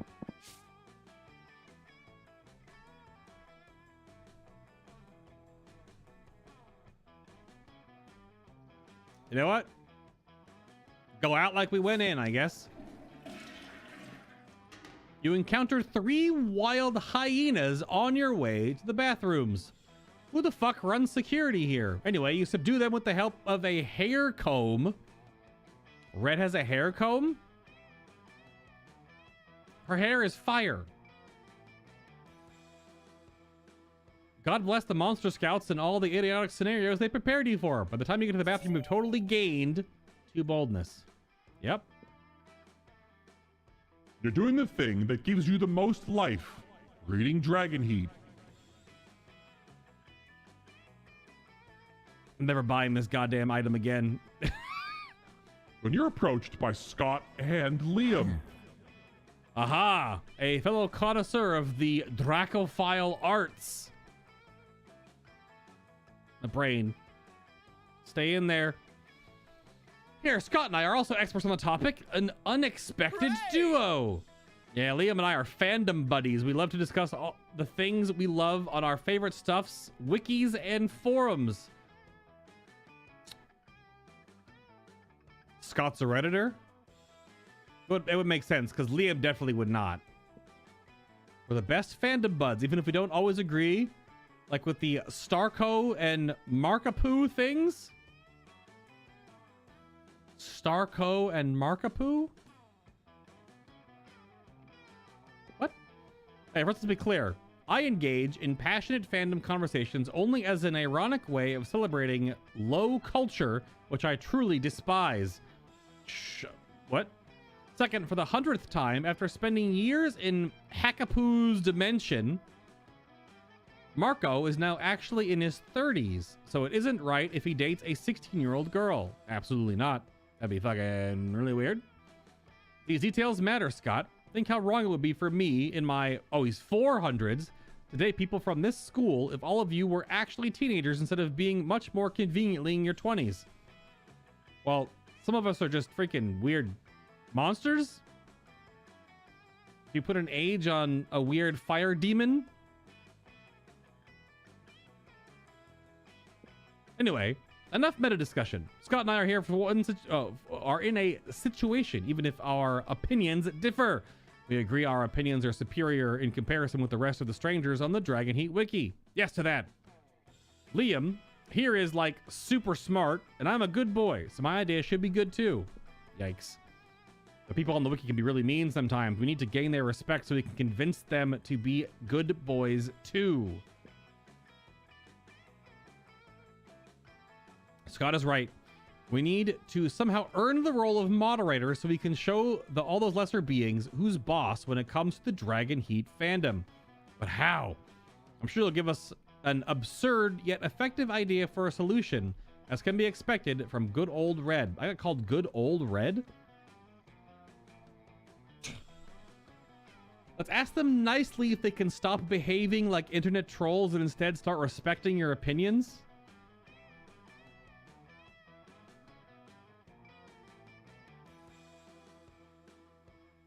I have a sneaking suspicion that will not work.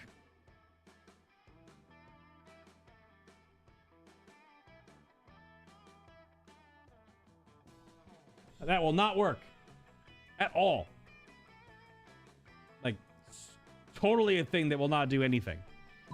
Let's write a powerful fanfic set on the Dragonheat Wiki where you're depicted as the coolest users who should be respected. This sounds like creativity, and this sounds like charm or smarts. Charm? Yeah, let's write a fanfic of our own, damn it. Yo, creative. Oh yeah, let's fight wielding art as our weapon. Yeah, weapons are fun. What, excuse me? Liam opens a new document on his laptop. So let's see, we should create a very nuanced piece of fiction. What about the three of us and the 34,927 users of the Dragonheat Wiki community were co-workers at a bookshop? Delightfully disruptive, Scott. Keep going.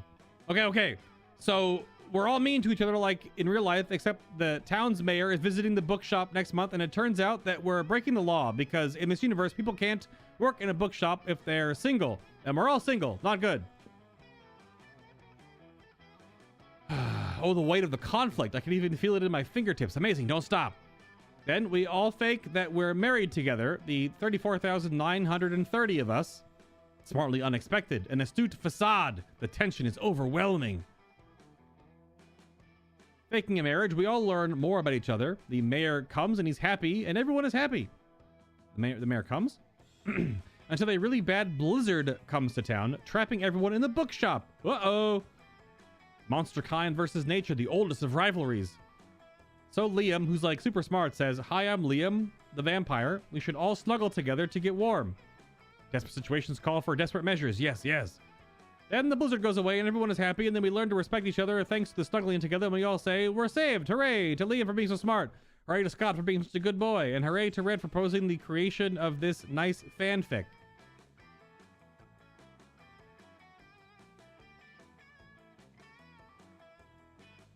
Oh, I'm letting my brain come back get back in there. A very meta final touch, Scott. Okay, a masterpiece has been born. Let's post it on the wiki so it is deservedly immortalized.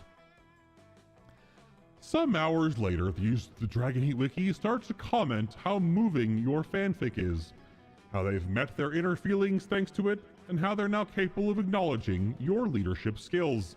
And so they make the three of you moderators. art truly opens people's minds, Scott. I must admit, you've done a true fanfic-a-toi. Hooray! Oh, fanficatoires, oh la la. You're truly impressed, these two. You sexy creative motherfucker. You gain 2 charm and 1 creativity.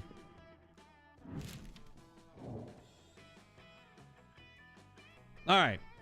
Well, obviously it was a Liam playthrough, although we could go by ourselves because we are a creative, sexy motherfucker, as the narrator has said. Let's see if we can go to Monster Prom with a 400-year-old vampire who hates almost everything, except the things he doesn't hate, unironically or ironically. Welcome to Liam the Liancourt.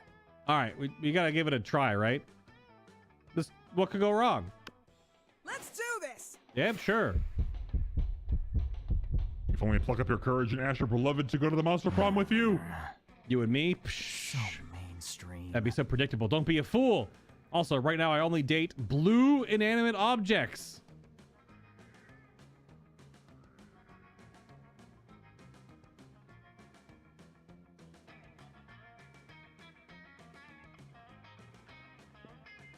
Don't harass me with your narrow mind, and please respect my sexual preferences. Blue inanimate objects. Are you serious? Your failure made you so despise society that you were exiled to the wilds, where you joined a pack of wolves. Still, you were so bad at social interactions that you also failed at getting a date for Wolf Prom.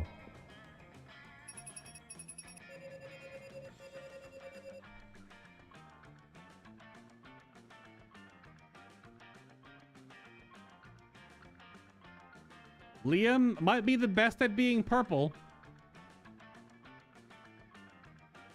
Well, that's another loss, I guess. I don't know, because we haven't gotten ending yet. I guess there's 34 endings that are like going to Monster Prom. We've done 10% of the events and 42 total of 14 outcomes. Good lord. This game would take so long to chew through. All right, well, there we go. What are the final wrap-up pieces here? What we got here? After some years, the Prince's Dimension became a democracy, mostly due to the public discontent with royalty that spent most of its time in other dimensions. Despite that, the Prince keeps on annoying high schoolers. Still wrong on so many levels. Sure. Who is this, like, Cthulhu? Her eye, chest, and head monster? Who is this? I've never met them in the game yet. That's clearly going to be like a secret event thing. And then there's this blob monster right here.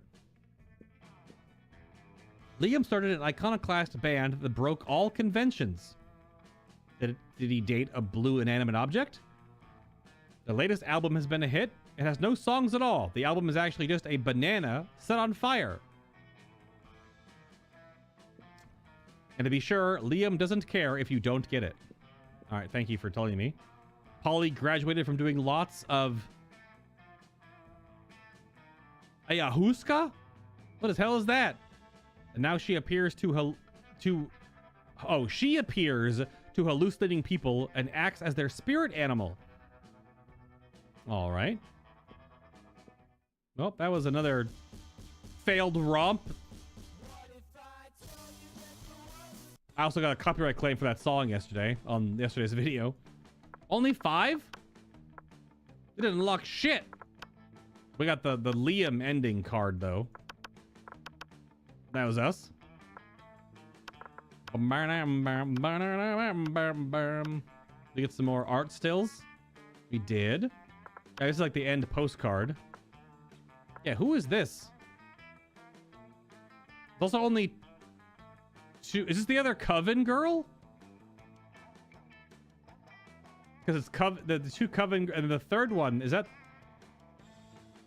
Okay, maybe she becomes a weird demon. All right. Maybe. Damien fan art, sure. That was like it's like watercolor. Okay. All right, well, we head back in. We should be able to do a short, because this took me an hour and a half. This takes about an hour. Just because I'm reading everything. Yep. Skip this. Who should we be? A collection of souls? We can't be red again. We can go back to Zombie Boy.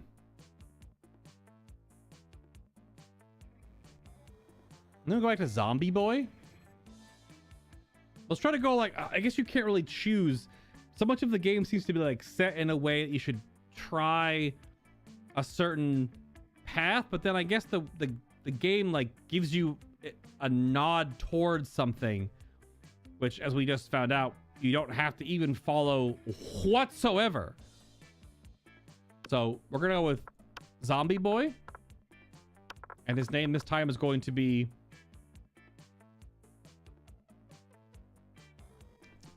what's his name gonna be?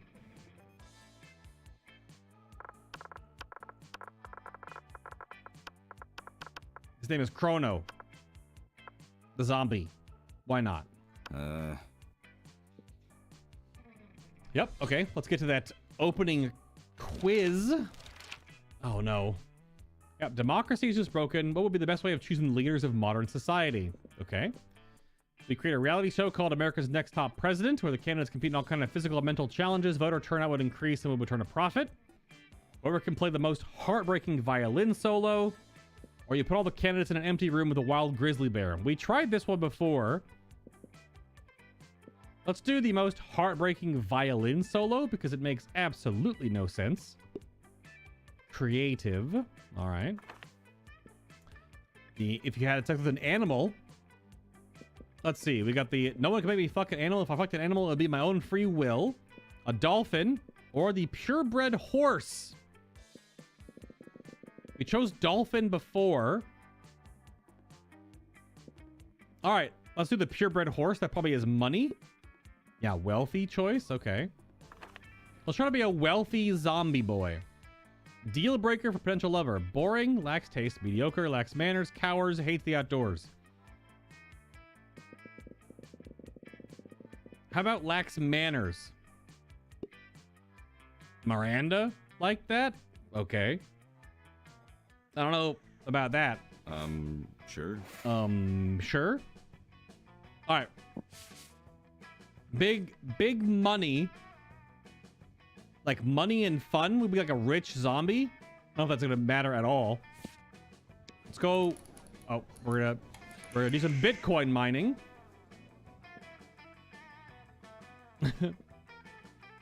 2 Bitcoins, which equals $2 million. Unfortunately, only gives you 2 monster money. You notice Miranda trying to put a smile on Liam's face. This should be good. Oh gosh. I simply do not understand how you can be so gloomy all the time when the world is so full of wonder and magic. Huh. I guess I'm just part of the Everything is Beautiful Club. Oh, I'm just not part of the Everything is Beautiful Club. Sure. The Everything is Beautiful Club. Is that a secret club? What? Oh yeah, totally. I want to join. I want to join. How can I join? Liam seems totally, sexily disinterested in continuing this gag, but you have no such reservations. You tell her... Can sexily be used as a... What is this? This is an adverb? I'm not a grammar student. You're in luck. I just happen to have the membership paperwork right here. Magic is real. Creativity. If it's charm or fun, that's dead answer. Oh, it's super easy to join. All you have to do is eat a bunch of cotton candy and crap out a unicorn. Simpleton. Creativity, maybe? Or bold? You know what? This sounds like the answer Miranda would be into. Eat a bunch of cotton candy and crap out a unicorn. It was smart? I thought I was understanding this game's logic behind its choices, but apparently not. But we didn't fail a skill check. That's all that matters. Really? Yeah, that's exactly what the bullshit fairy told me when we were playing checkers the other night. That's all? Just those two things? No. You also gotta write gullible across your forehead in permanent marker. Okay. Wait. Yep. Seriously? But Miranda's already gone. When you see her the next day, she's leading a unicorn and smiling ear to ear. I did it! The Everything is Beautiful Club. Let me in! I had to fill out some extra paperwork because I had my manservant eat the cotton candy and poop out the unicorn. Of course she did. But I made up for it by tattooing gullible on his forehead instead of writing it. Yeah, well, you're welcome. Wait. Liam liked that?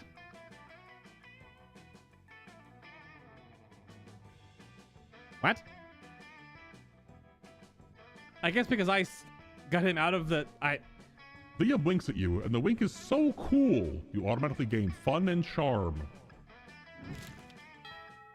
Sure, Liam. Whatever, man. Sure. You turned me down last playthrough, so...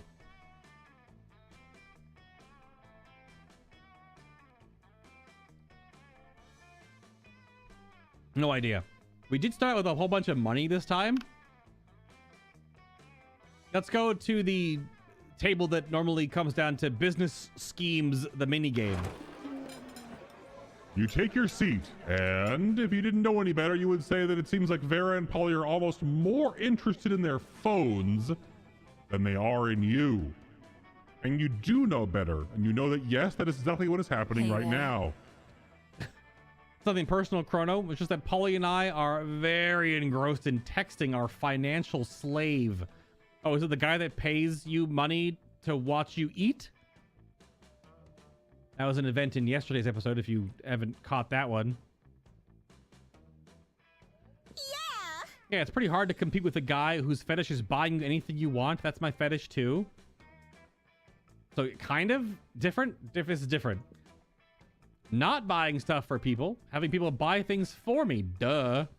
Good thing he's rich enough to take care of both of us. You know what they say. True friendships is sharing secrets and financial slaves.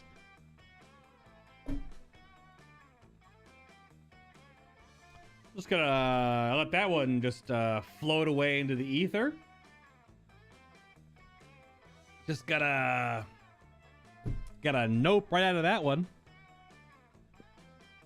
Still, I do worry that this arrangement might not be sustainable. What happens if he runs out of money? Oh no.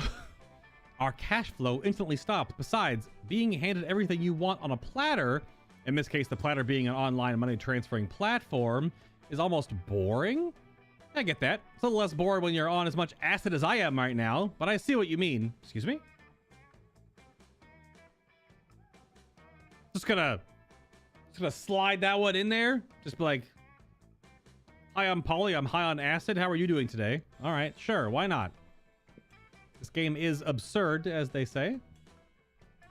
If we could somehow turn this into a business venture, then maybe it would be interesting, and we could continue to profit even after he's gone broke from catering to our every whim. I mean, how interesting do you think a business actually is? Since he's so obsessed with us, we should just tell him to do something totally insane and see if he does it. I don't know. A weirdo giving away his money and getting into hijinks is great and all, but I want to start making real money. I think money is fine and all. My favorite currency is chaos. Sure. The ladies are at a very exciting crossroads. Maybe a random bystander can give them a nudge in the right direction. Well, we have to go with the Vera choice here, right? Tell him to marry a llama. That's just pure chaos. Or you can easily grow this arrangement into a business. Just escalate and delegate. Have the financial slave go and acquire his own financial slave to give him money, and have that financial slave go and find a financial slave.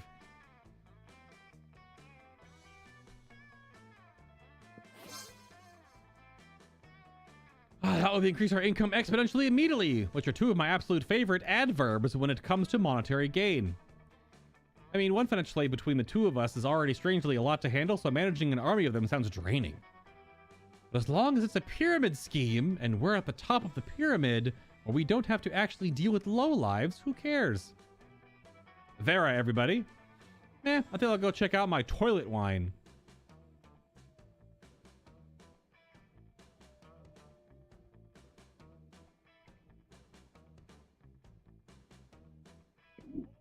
Don't worry about her. Holly wouldn't know a good business idea if it slapped her on the ass. Which happens one time, actually, but it's a long story, so forget it. But also, she's a ghost, so it'll pass right through her. Anyway, I tell people in order to become official certified financial slaves, they have to buy a kit of supplies, and that'll start at dirt slave, and then they can have 5 financial slaves under them. Then they can become a pathetic ground slave, and then they can work their own way all the way up to the gold, diamond, platinum, Sal Chow Mocha Grande Supreme slave. Sorry, my body was trying to burp out the bullshit. This is a great idea, Chrono. We should go write the business plan together and prepare to profit. Did Vera just say she wants to profit with you? Holy shit, Vera sharing her cash flow is like the 3rd base with her. Awesome. Where's Harry? Where's Harry? Harry likes the snake mommy, sure. Apparently. All right. Well, that was insane. But the library is... We cannot make money there. So, smarts then? Going like smart, rich zombie? Yes. That they listen to your elders and learn valuable lessons. Sometimes after all the monster nonsense and dating gimmicks, you forget that attending class is supposed to be the primary activity at this high school. You gain 2 smarts. Indeed. I was sleeping in class though, so obviously I learned so much. You catch sight of... Oh. You catch sight of Liam and Vera nearby, doing what they do best. Judging people. Pathetic. They do... Yeah. Do you see the leggings that Succubus is wearing? How can I not? They're about as subtle as the...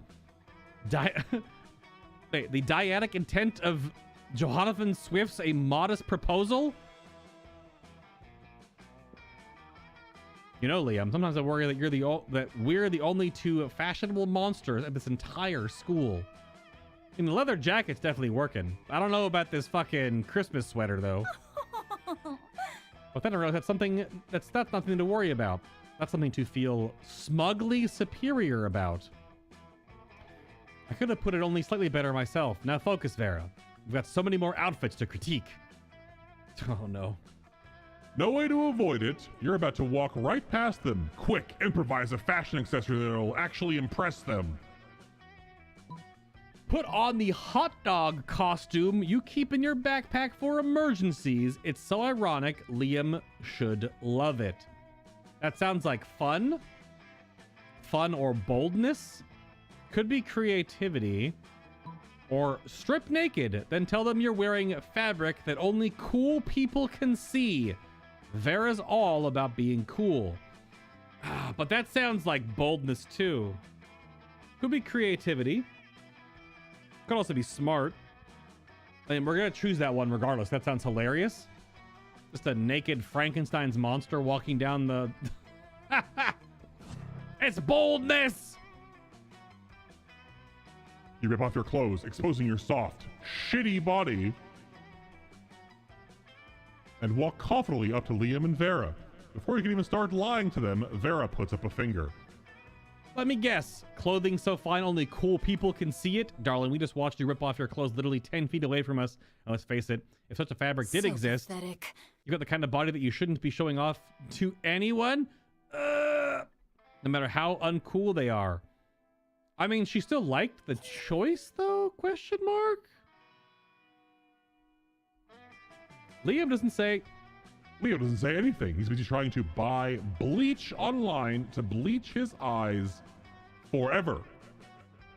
You lose 2 charm and 1 boldness. Shit. Well.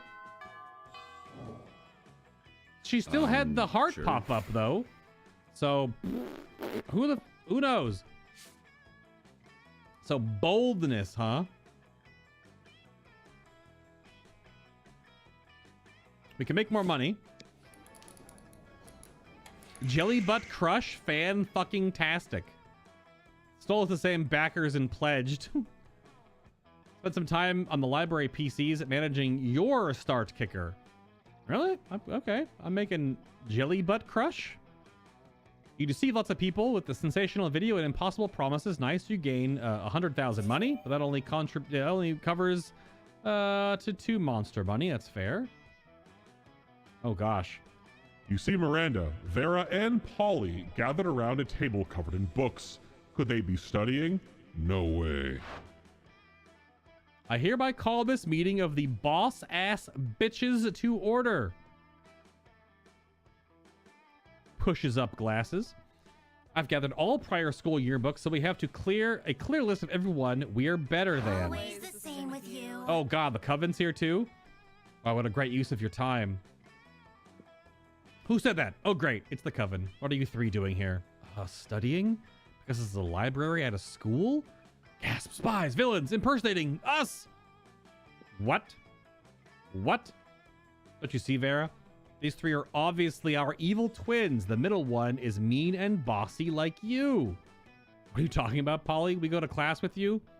You would know this if you 3 didn't spend all your time doing stupid and mostly illegal stuff. I won't fall for your tricks, evil Vera. Are you implying the original Vera isn't kind of evil herself? And look, Vera, the one on the right has glasses, just like Polly. Wait a second. I need these to see. Okay. And see, she has dark skin. She's clearly dark, Polly.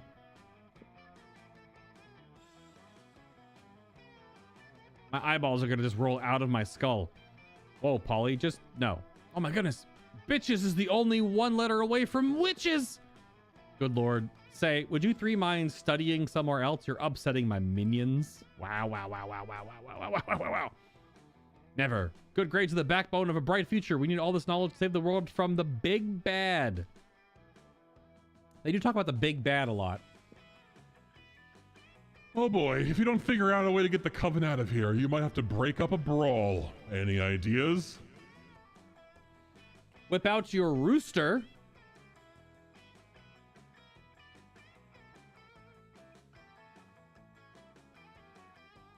Witches hate roosters.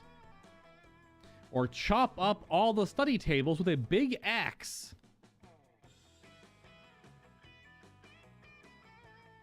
These both sound bold, which we only have 4 of. This could be fun. Got a pocket rooster.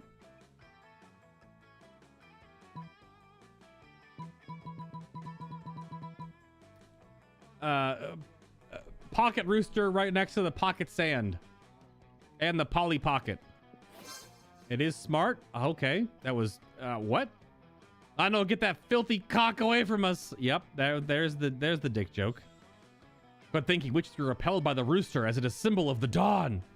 No, roosters are just mean and we don't want to catch any diseases. Fine, we're leaving. Got him. Owned. That's even more proof that there are evil twins. See, I love cocks and pussies.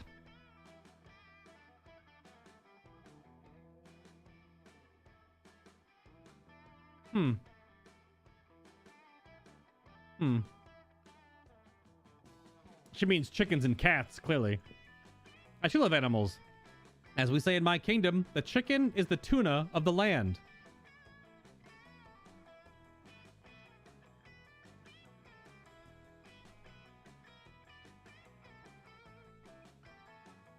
I mean...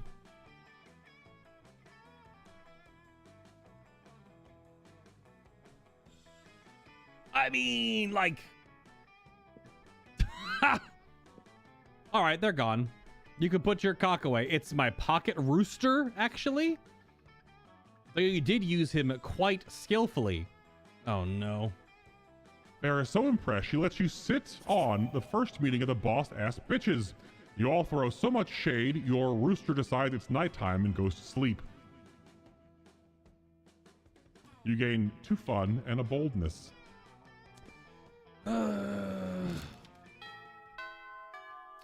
Yep.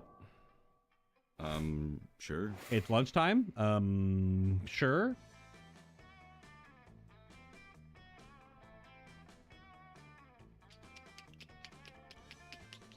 Could go to the shop, but I kind of want to like not buy anything this run. This guy. We're trying to get this. We're doing this for Harry. We're trying to go after Gorgon Snake Lady. Let's see what's happening over here. You find Damien and Vera hunched over a scale model of Spooky National Bank made of milk cartons, lunch trays, and ketchup packets. All right, we'll go in through the side entrance, disable the alarms with an EMP, and blow the safe. Are they practicing their Payday 2 stuff in real life before they go back home and play it on the PC? I played a bunch of Payday 2 back in the day, actually. Pretty good game. It just got monetized to hell with a whole bunch of weird crap. Monetization is what it got monetized with, a whole bunch of weird crap. Why don't you just blow up the side entrance, blow the alarms, and blow up the safe?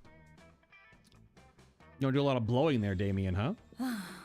Because we only have so much C4, Damien. That sounds like a personal problem. What's this thing? Damien points at a kosher dill pickle in front of the vault labeled Police Ogre. That's the police ogre. He's got eyes all the way around his head, never sleeps, doesn't take bribes, and is invincible in combat. Okay. Can we blow him up? No, we can't blow him up. We need to find a way around him. Well, I'm out of ideas. Yo, Chrono.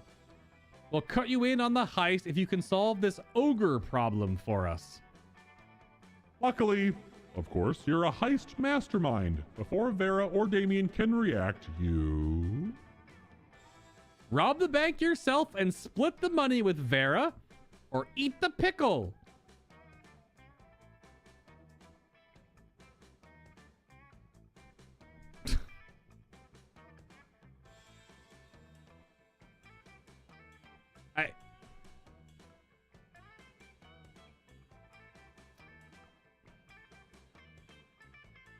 What stat will contribute to passing a skill check to robbing a bank from an ogre with eyes all the way around his head? I only have 5 boldness. Would it be smarts? I have no idea. We have to try though, right? Never mind. She just likes the gumption. Wasn't a skill check. Quick as a flash, you take a cab over to the bank, walk into the front door, fist bump the police ogre, and walk out with all the money. You ride back to the school and dump half the money on the table, totally burying their shitty scale model of the bank. What? Ow! You explain that you and the police ogre go to the same salsa dancing class. Okay. Taking advantage of personal friendships for illicit profit. I've never respected you more. I assume this pile of money and gold ingots is my share. You nod sexily.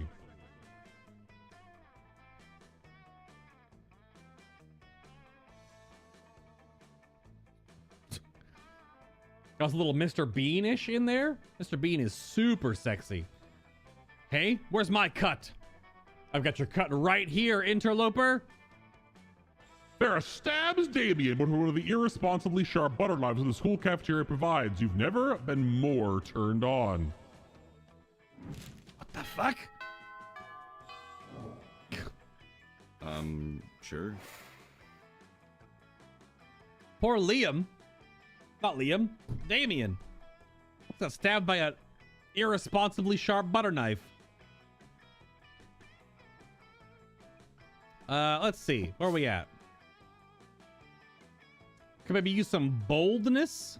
I keep feeling like some things are going to be boldness checks. Or we can just go more smarts. Late night class. Or we can just go get more money. I don't know how many stats you want to shoot for to get certain things, because the game is just so incredibly random. Yeah, let's go get some boldness. Are we sewing our sweater? Skip class, just hang out in the bathroom because you respect no authority. I guess some people just want to watch the world burn. Sure, by skipping class, hang out in the bathrooms. Indeed. You give 0 ships and gain 2 boldness. No event. Okay. Vera is trying to teach you and Scott how to play craps. when you hear an all too familiar howl. Bros, bro. Guys, the Wolfpack is here. It's my family and teammates, the Wolfpack. Yes, wonderful. I'm sure they're here to share their latest intellectual achievement. The Wolfpack is here. What up, my dogs? Hey guys, Vera was just, that's cool, that's cool. So I guess we got this hot date lined up for this weekend. Oh, don't tell me, I've got this. Is it you? Bingo, broski. Turns out online dating is super easy.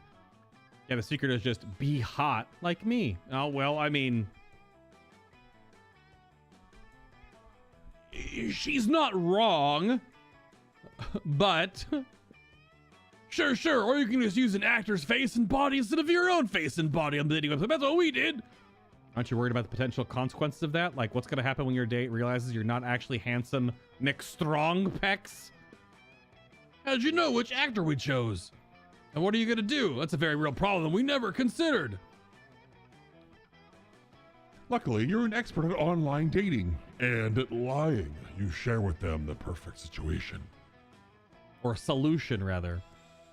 So you spend the entire date inside a cardboard refrigerator box covered in question marks. Mystery is alluring.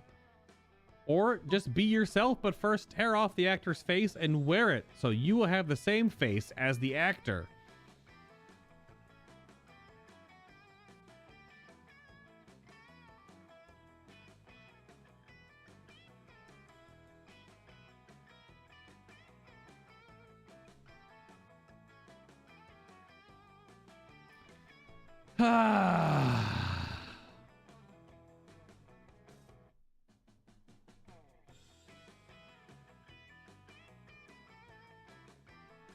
I don't know. Go in the cardboard refrigerator box.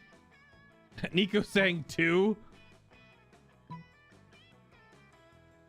That's how I get my dates. You tear off actors' faces and wear them as your real face.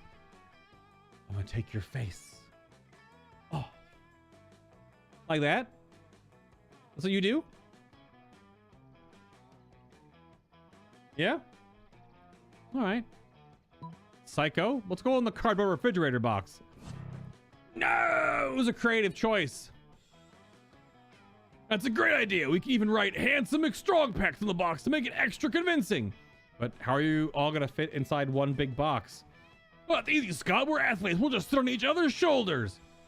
Oh, thank goodness. The one flaw in this plan, cleverly solved. The Wolfpack happily goes off to find a cardboard box, and you congratulate yourself on a job well done. The next morning, you wake up to a troubling newspaper headline. Internet date ruined by stack of wolves wearing cardboard box. Scott and Vera will never let you hear the end of this. You lose smarts and creativity. I should have chose what Nico chose. Sure. Always go for the face. Well, we gotta get those smarts back, I suppose. Or maybe we need the creativity. We lost. How many days left? 3 choices. Why is this the hardest roguelike I've ever played? Let's go to class. Show me that money. Oh, I forgot the cat's at class. Whatever. Wait, creativity. A gift that keeps on giving. It's a random something. The cool glasses. I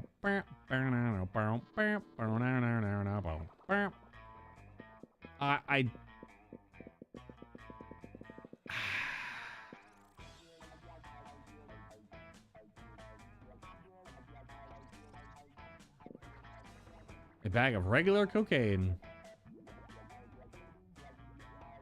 I'm just trying to think of things that would connect to Vera in some way. Polly is the drug-addled ghost. I don't know how she can take drugs. She's a ghost. Everything passes through her body. Sexy fake Latin accent. And the gift could give us something. It also is free. The penguin mask is just weird. This is the Russian novel. creativity, Bob Ross, hype station, PR agent. And it's like business and marketing oriented. I don't know. What is that gonna... This tattoo's not gonna do shit. Street cred. Let's get the PR agent. No refunds. I don't know what the PR agent's gonna do. We'll find out. I have to start listening to Mr. Charming, sure. McCharming when it comes to dates. Oh yeah, Nico? Says the guy that eats enough food in one sitting for 3 people and then gets sick about it and sleeps all day and then complains to me on stream.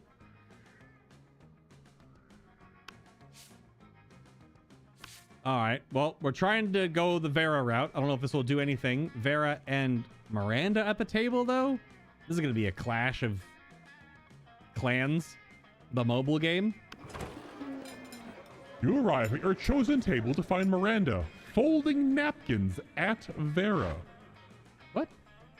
Do you want to know what this one is for, Vera? No. I'll take that as a yes. The rose-shaped napkin fold for birthdays between the ages of 16 and 22.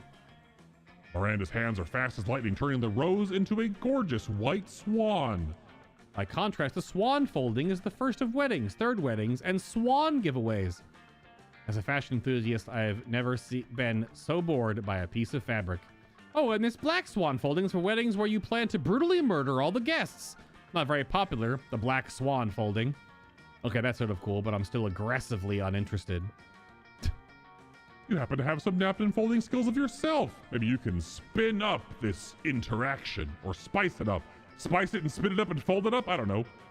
You decide to show off your most impressive napkin fold. Fold the napkin like so. It creates a self-aware napkin whose sole purpose is to fold more napkins. Or this writhing snake fold is for when it's time to leave Vera alone and stop explaining napkin folds. I mean, this is pandering, but that's part of this video game. Even before we fail the skill check. Never mind. Well, that's quite a specific fold. Whatever circumstances would you use this? Oh, I see. Damn right you see. And notice how my whole head is covered in writhing snakes. So basically just assume that don't talk to Vera about napkins time is all the time. It's a year-round festival. People the world over celebrate it by not folding napkins at me. Well, it's not a very elaborate napkin fold, is it? To explain that what your fold lacks in complexity, it makes up for in the 12 ounces of cobra venom it can spit at will. Right, well, I see this subscribed to a different school of napkinry. I'll leave you two to it then. Your reward for running Miranda off is a one-on-one lunch with Vera. You never felt so alive. Or threatened to be like sure. killed in our sleep or something. That could also happen. All right. We're just squeaking by here. I don't know, boldness or smarts potentially. I don't know if getting charm is going to do a damn thing.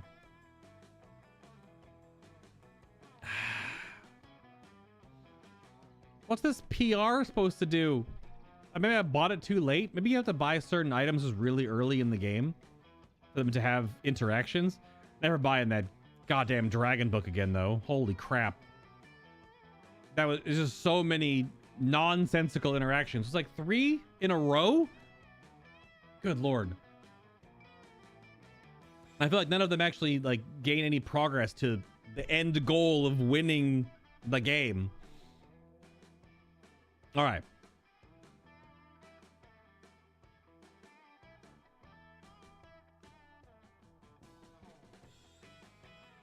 Where should we go, Nico? You can decide. This is the last move. Where should we go? Auditorium, class, library, outdoors, gym, or to the bathrooms? What are you thinking?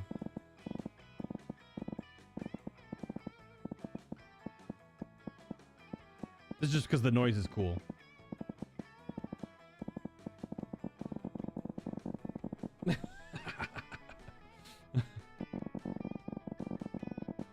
Yeah.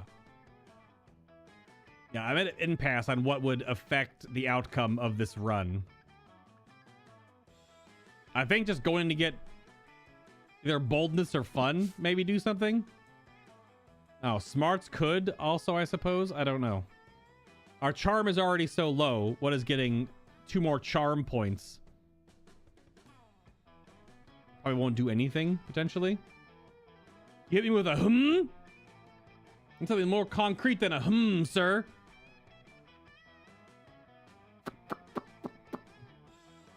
Also, I'm putting up the votes. Like right after I get offline today, I'll put up the votes for the Dark Souls 3. It'll be a members only vote. So if you are a member via the join button and a tier of support that you would like to contribute to what I'm doing here, the build options for Dark Souls 3, there'll only be 3 build options though. You thinking outdoors?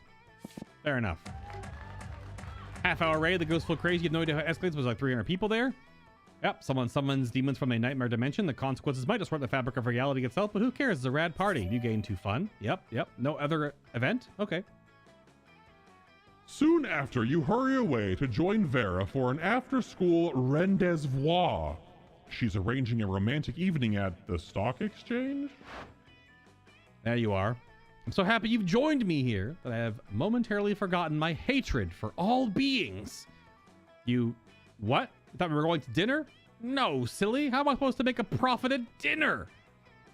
If you're hungry, just eat some money. There's plenty of it lying around.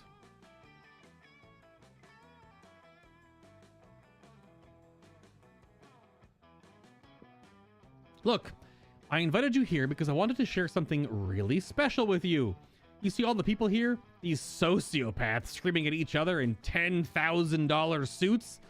This is my family.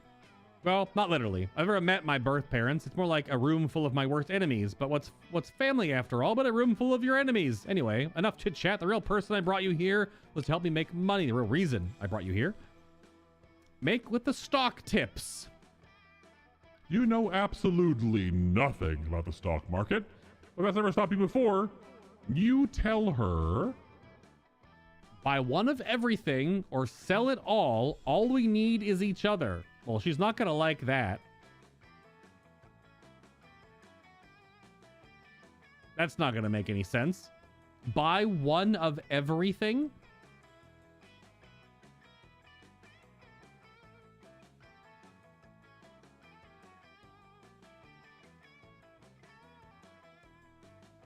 Sure. Yeah. One of everything? How could you be so brilliant? If I buy one of every stock, no matter which one goes up, I'll have a share of it. My profits are assured. Wait, what are you trying to do over there? Tearing off that stockbroker's suspenders. Are you...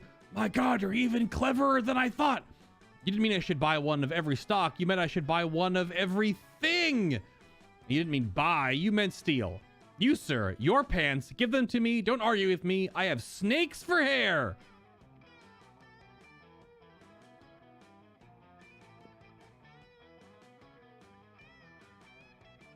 You and Vera dash through the room, stealing suit jackets, gold watches, silk underwear, and a very nice potted plant. I've never felt more alive. Did you know that 90% of paper money contains traces of cocaine? There was more than money in that money salad you guys just ate. You gained creativity and money. All right. If we don't get to go with Snake Gorgon, step on me energy, financially corrupt, ridiculous thief, Snake Mommy Vera for Monster Prom on this last run of the day, because we did a long run. I don't know what's gonna happen. Can I have an actual game ending game? Maybe? This is not gonna go well, is it? I'm gonna get like thrown off a building or something. Sure. You finally pluck up the courage to ask your beloved to go to the monster prom with you. You're asking me to go to the prom with you? Sorry, I'm focused on my career. My career in not dating losers like you. Bye, loser. Pathetic. How do you win this game?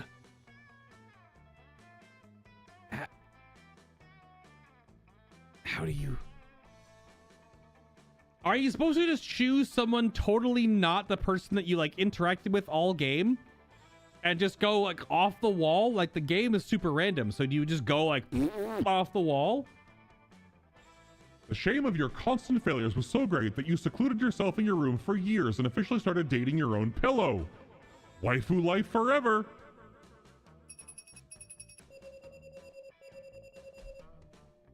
Most likely to be tasty if eaten by other people. I'm a zombie? Okay. I'm not being paid for this quote. This is outrageous. Wow, wow, wow, wow, wow. I have no idea.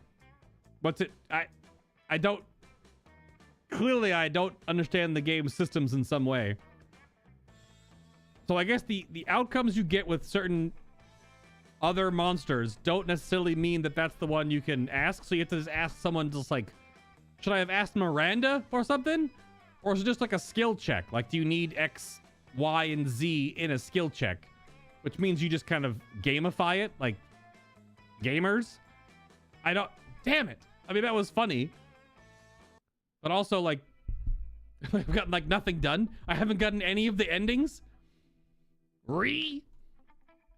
0 endings. All right, what are the wrap-ups here? Vera kept being fierce, strong, and stunning. Some haters once said that adult life would put, quote, that mean bitch in her place. But you know what? Vera ended up making adult life her own bitch. She's a mythological Gorgon creature written about in mythology. Polly graduated from doing lots of... Oh, yeah. Well, I don't know how to pronounce his damn name. Some drug? Ayahuasca. I don't know how to pronounce that. And now she appears to be hallucinating people and acts like their spirit animal. Yep, yep. Damien found peace in the most unexpected way. He kept punching everything till he punched his own anger to death. Yep, we've had that one before. Okay, Bam, bam, bam, bam, bam, bam, bam, bam. I don't know. 7 new images in the gallery. This is the real... Oh, we're almost getting all of the ending fails screens. So that's a thing. We got more key art, potentially. I got a bunch more concept art pieces. That's super cool, though. Easy steps to enlarge your tentacles. That's awesome. The hair art is so cool. It's kind of like an afro, but it's just literally on fire.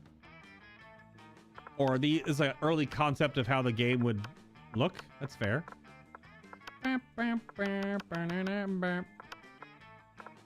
Yep, okay. Someone's gonna die of fun. I have no idea. It's so ridiculous. Absolutely ridiculous. No freaking idea, man. So yeah, it's all just skill check stuff then. Which people have figured out, but like playing it naturally, going through the game, need 15 smarts, 11 charm, 10 money. Yeah, and I bought something. So yeah, all the different interactions you have leading up to asking a monster is just to try to get certain skill benchmarks. Well, that was in the short game. The long game was the earlier one, where we went after Liam, and Liam still said, "Hell no, I'm a 400-year-old vampire. I don't need to deal with you. I'm dating blue inanimate objects right now." So, yeah. So it's all just flat skill checks, and you earn points. Yeah. No, that's what you said. That's long form. I just played a short form game. You're confusing me, Nico. Damn confusing. Just absolutely ridiculous. Just like this game. I mean, it's fun. It's super stupid and completely nonsense, but we ran... Was that 7? No. 6? I don't know how many full runs we did. Because we did multiple yesterday, and then we did a long one and a short one today. Yeah, those numbers are for the long game. Yeah. So I would assume it'd be less for the short, but in the same, potentially the same ratio. So yeah, there's no like, I wonder what it means when like a choice gets hit with like the little face of the character with like the heart plob. Like, I guess it doesn't mean anything. It's just like, that might change, I guess, how the direction of your story goes on what events spawn. Probably event oriented. That's fair. All right. Sure. Let's read about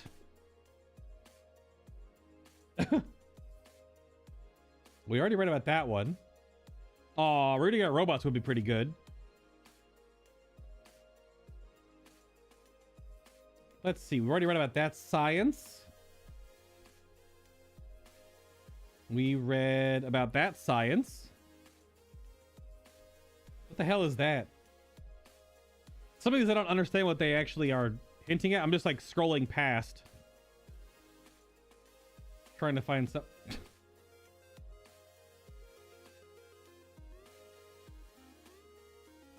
Okay. Let's read.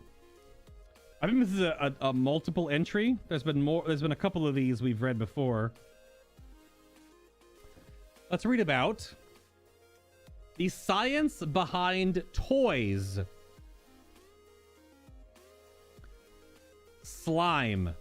Toy slime, sold by Mattel from the 1970s to the 1990s, is what's called a non-Newtonian fluid. Yep.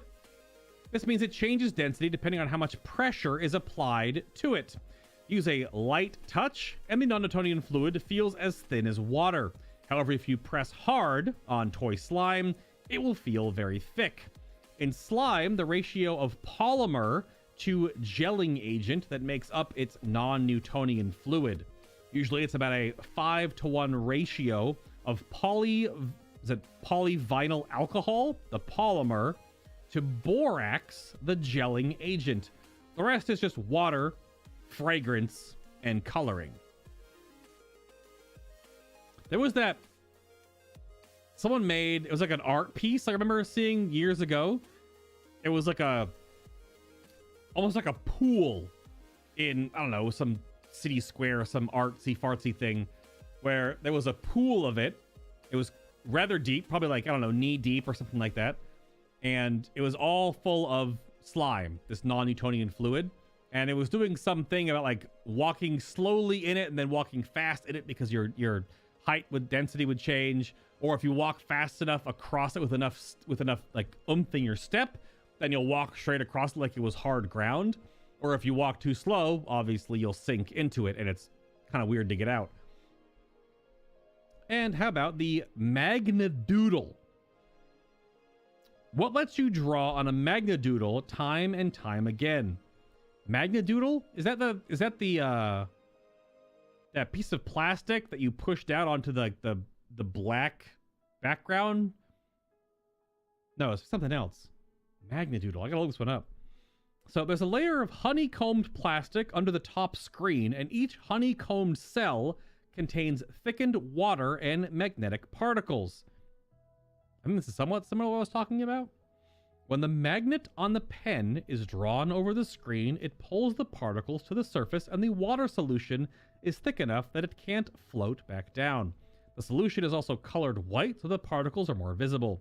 When the picture is erased, then, a magnetic bar along the bottom pulls all the particles back down, and the water's thickness keeps them from floating back up until you use the magnetic pen again. The Magnadoodle? I need an image of this thing. Seems like an old toy. It didn't give a date. Oh! It's the big blue plastic thing with the white black background, and and you just draw. Oh yeah. And then you erase it with like running it's like a clip on the bottom that you run back and forth across it. You can still buy Magnadoodles. They're $30. Classic Magnadoodle, $29.95. That's $30. Crazy Art Mini Magnadoodle, $20. Yeah. I remember this. So it wasn't there's a Peppa Pig. There is a Peppa Pig Magnadoodle. There you go. Just as ridiculous as this episode of Monster Prom. But that's it for the Thankmas bonus stuff. Again, hair dye won't come for another couple of months. I need more Pompadour floof to grow out so that I have enough stuff up there to dye. And I'll post the votes shortly for the build options for Dark Souls 3. I think there's only going to be 4 options. It's 3 or 4. It can't be like full melee though, so it's going to be some form of caster. And we start Dark Souls 3 if nothing breaks on Monday. So you all have a great night. Have a great morning, whoever comes first. Thank you for hitting the like button on the way out. Check out previous episodes of me playing Elden Ring or God of War or even World of Warcraft Dragonflight. We just did 7 days of it. So playlists are down below or right here on the channel. I will see you all on Monday. Have a great weekend.